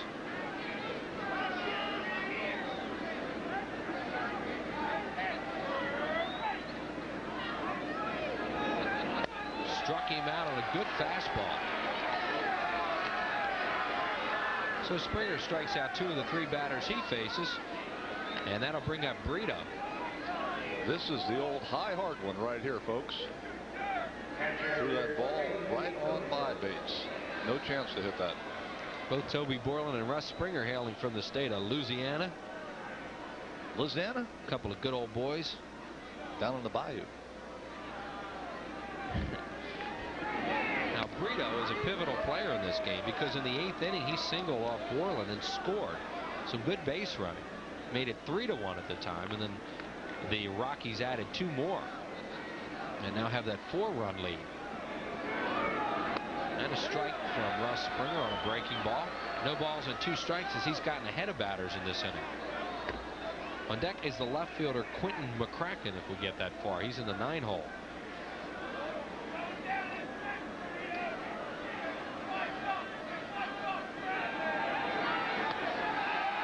Did he go? No, he did not, and the count is 1-2.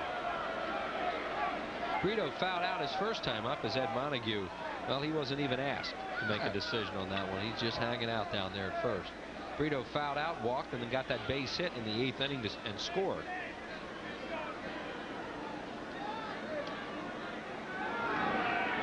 Breaking ball, and he double pumped at it and fouled it back. Springer with a hard late breaking curveball. Right-handed hitters, you know, after you have to respect that fastball as hard as Springer throws it, that thing will buckle your knees if he starts it at you and then hooks it over the inside corner. Real tough to fight it off.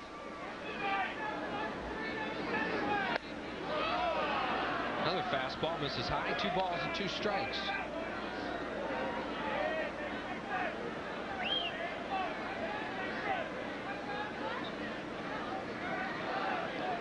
Brito slid hard into the plate.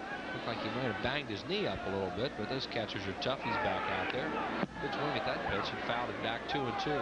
2 balls, 2 strikes, 2 outs, nobody on base. We are in the top of the 9th inning. The Rockies ahead in this one 5-1 in the first game of the season for both these teams. Russ Springer behind Toby Borland and Sid Fernandez.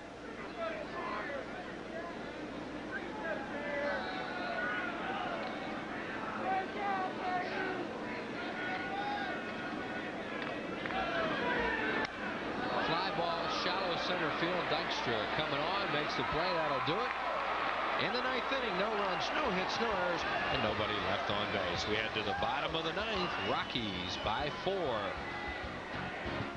The revitalized, re-energized, Gantide St. Louis Cardinals come in Friday, April 19th at 7:35, Saturday the 20th at 7:05, and Sunday the 21st at 1:35, when it's the Fanatic's birthday, and all fans 14 and under receive a big beach towel, compliments of tasty cake. Then Pittsburgh pops in Monday, April 22nd at 7:35, and Tuesday the 23rd at 1:05 for a Mellon PSFS Business Person Special. Call 463-1000. Whether you're negotiating a deal, Okay, if you're good, I'll read you a story. Come on, make it 2. calling in an order, Skip the strawberry. We want chocolate. scheduling a meeting, I'm at the Big Artichokes. or simply checking in with the boss. Honey, is it okay if I stay another half hour? The most important thing Hello? is that the call goes through. A mobile phone is only as good as the system it's on. Choose Bell Atlantic 9X Mobile.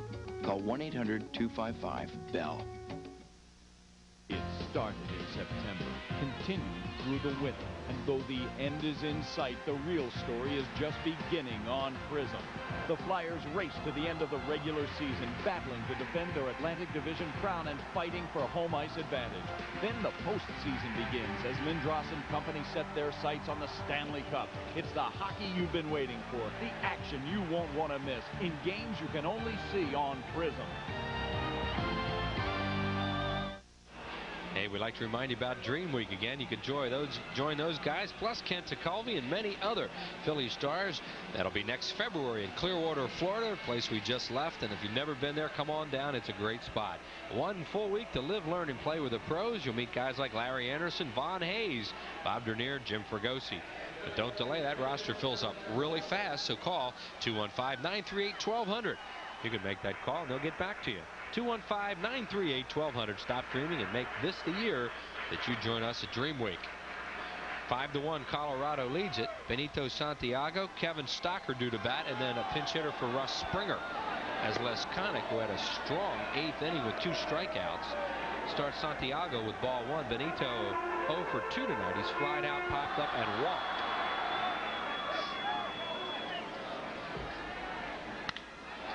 Fly ball hit to deep left center field. Back goes Trinidad Hubbard, and it is going to be a home run for Santiago into the seats in deep left center field. Benito Santiago, the second home run of the ball game for the Phillies. It's now a 5-2 game. They've both been solos.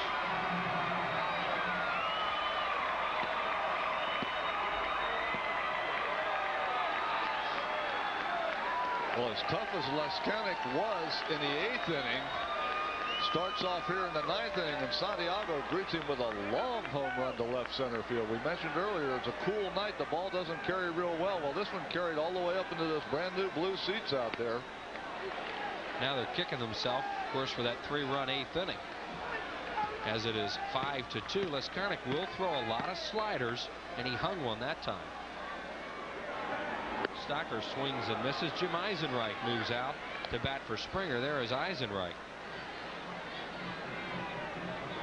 You would think that the Phillies would be disappointed being down by 4 runs in the 9th inning and having the bottom third of their order up, but that's exactly where you want to be when you're down. Little humpback liner hit right at the first baseman, Galarraga. Why is that? Well, the reason being that, to score 4 runs, you need to get some guys on base before you can hit that one big blow. Well, the guys that can hit the big blow are up at the top of the lineup. You want to get, if you can get the guys on at the bottom, then you get a chance. If you're at the top of the lineup and you get the guys at the top on, then you're already past the power by the time you get to the point where you can hit the long ball. Well, here comes Don Baylor. He's not going to take any chances. He's going to bring in old friend Bruce Ruffin, the left-hander. As we mentioned, he has a lot of players to use out there, and now he's going to go to Ruffin. Bruce Ruffin. And we've already mentioned before, too, that Baylor is not afraid to make that walk to the mound.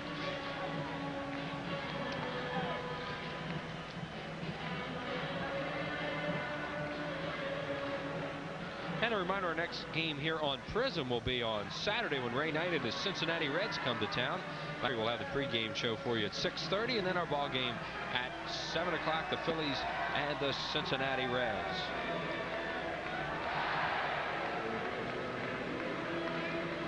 And there goes Les Connick leaving. He will go an inning and a third.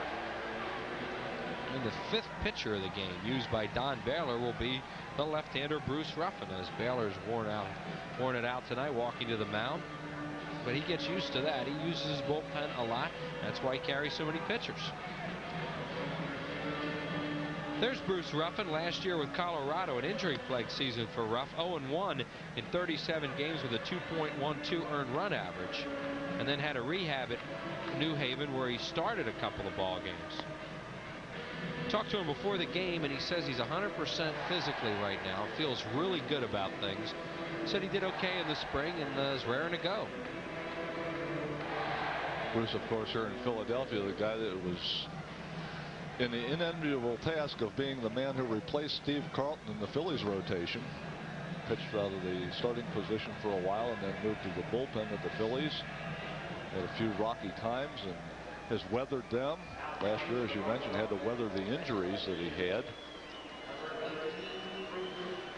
That good, hard sinking fastball, still his main weapon. Exactly. I mean, this guy always had good stuff. Hard slider, hard sinking fastball. It's just, you know, he would get into situations where he just struggled, and they finally moved him. Yeah, he struggled with his control. It was never the stuff that he was struggling with. It was the control and the ability to throw it over the plate. So Eisenreich will stay in the game to face Bruce Ruffin, now 32 years of age is Ruffin. And there's Eisenreich. You see the numbers for Eis last year, as he is one of the more popular players in this area. And Ruffin's first pitch is a slider outside, ball one. Lenny Dykstra waits on deck, another left-handed batter. And not too hot, Jim Eisenreich against Ruffin. Misses low, 2-0. Phillies right now down by 3 runs, only 2 outs left in this ball game. Need a base runners. Not looking to hit the ball out of the ballpark, just looking for any way to get on base. This is not a save situation should Ruffin finish the game, because the tying run is neither at home plate nor in the on deck circle. But he could care less. He's just in here trying to win the ball game for his team. Eisenreich fouls it off, so Ruffin gets back even at 2-2. Santiago with a leadoff home run in this inning, and Stocker lined out, 1 out, and a 3-run ball game as Colorado leads at 5-2.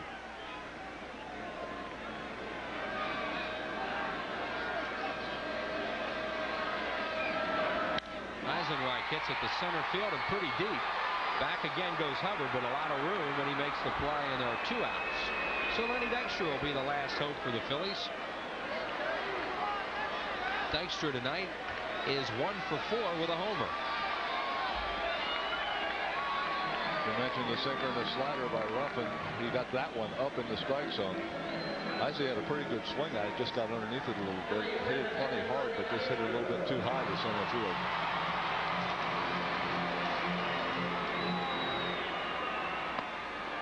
Ruffin misses inside, ball 1. Lenny just trying to get on base, because they need base runners more than anything now, with 2 outs and nobody on, down by 3, and Morandini due to bat next. Lenny will take pitches, 2-0. He knows his job right now is to get on. Like last time around, took a look at the first pitch from Munoz, liked it and swung at it, but totally different situation in the ball game right now. A home run doesn't help the Phillies. A base hit, a walk does, and Lenny is now working count for 3 balls and no strikes, doing exactly what he should do. Well, make Ruffin work. You figured he would not swing until at least 1 strike was called. No, you to not get him to swing at this one with a threat. And he walked it. So they still have life, and here's Morandini with Jeffries due to bat after him. Morandini's job exactly the same as Dykstra's. Find a way to get on base. Yeah, your goal right now in a ball game is to try and get the tying run to home plate if at all possible, and there's still a batter away from that. Don Baylor and Frank Funk talk it over. They get the radio out to communicate with the bullpen. And communicate they did. A little action down there. Galarraga's playing off Dykstra. They have the liberty of doing that now. As you see Galarraga, he can take the hole away on the right side because they have a 3-run lead. Well, right now, until Ruffin throws a strike, they can all sit down out there because nobody's going to swing. And Mickey with a good approach takes a strike, 1-1. Morandini tonight is 0 for 4. He's grounded out twice, lined out, and flied out.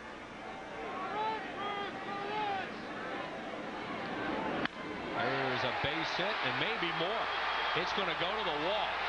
Dykstra will score on the play. Morandini to second, and he has a stand-up double, and it's 5-3, and they got the tying run to the plate, and it'll be Greg Jeffries. Good at bat by Mickey Morandini. First of all, he makes Ruffin throw a strike. Then Gets a good pitch up in the strike zone. Ruffin hadn't been throwing a lot of strikes. Gets a pitch up and lines it into right center field. Just trying to get on, but he hits the ball solid. Runs it up the gap in right center field. Now we'll see what Don Baylor does. Greg Jeffries, of course, a switch hitter. Some say he has more power from the right side. And he will stay with Bruce Ruffin. Darren Holmes up throwing in the Rockies bullpen, but Ruffin on to face Jeffries. And Jeffries takes it low. Darren Dalton, a left-handed batter on deck. Jeffries' lifetime against Ruffin, 5 for 23 with 2 homers. A .217 average as Baylor looks on, and 4 runs batted in.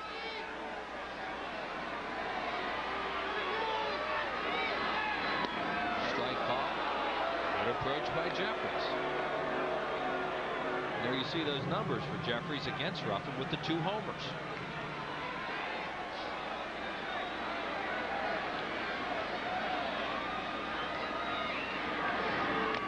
Swing and a foul tip held on to by Brito. Jeffries tonight is 0 for 4. He's lined out, struck out, and grounded out twice. So they could be down to their final pitch as Mickey Morandini leads off second. And Jeffries beats it off his foot at home plate and stays alive 1-2.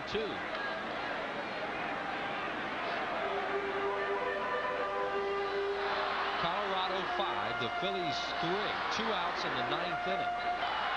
And Jim Fregosi hoping Greg Jeffries can keep it alive. Outfielders are really deep for the Rockies. The 1-2. Foul, almost got Boa. What you have to do, I guess, as Boa got out of the way is, you know, that run doesn't mean anything at second. They just cut off an extra base hit. Yeah, they want to keep the batter from getting to second base. Jeffries is a tying run in the ball game, so defensively, Colorado's whole mission, doesn't matter where he hits the balls, they're going back to second base, keep Jeffries off second. See how deep those outfielders are. Way deep. 1 ball, 2 strikes to Greg Jeffries. Struck him out on a sinking fastball. And a pretty good opener here, but the Phillies lose the game by a score of 5-3 as they kick up a little fuss here in the 9th inning. 2 runs in the inning on 2 hits, no errors, and they leave 1 man on base. Bruce Ruffin finishes it off for the Rockies. He will not be credited with a save. The starters will be the winner and loser in this one. There are the final totals on the ball game. Rockies win it by a score of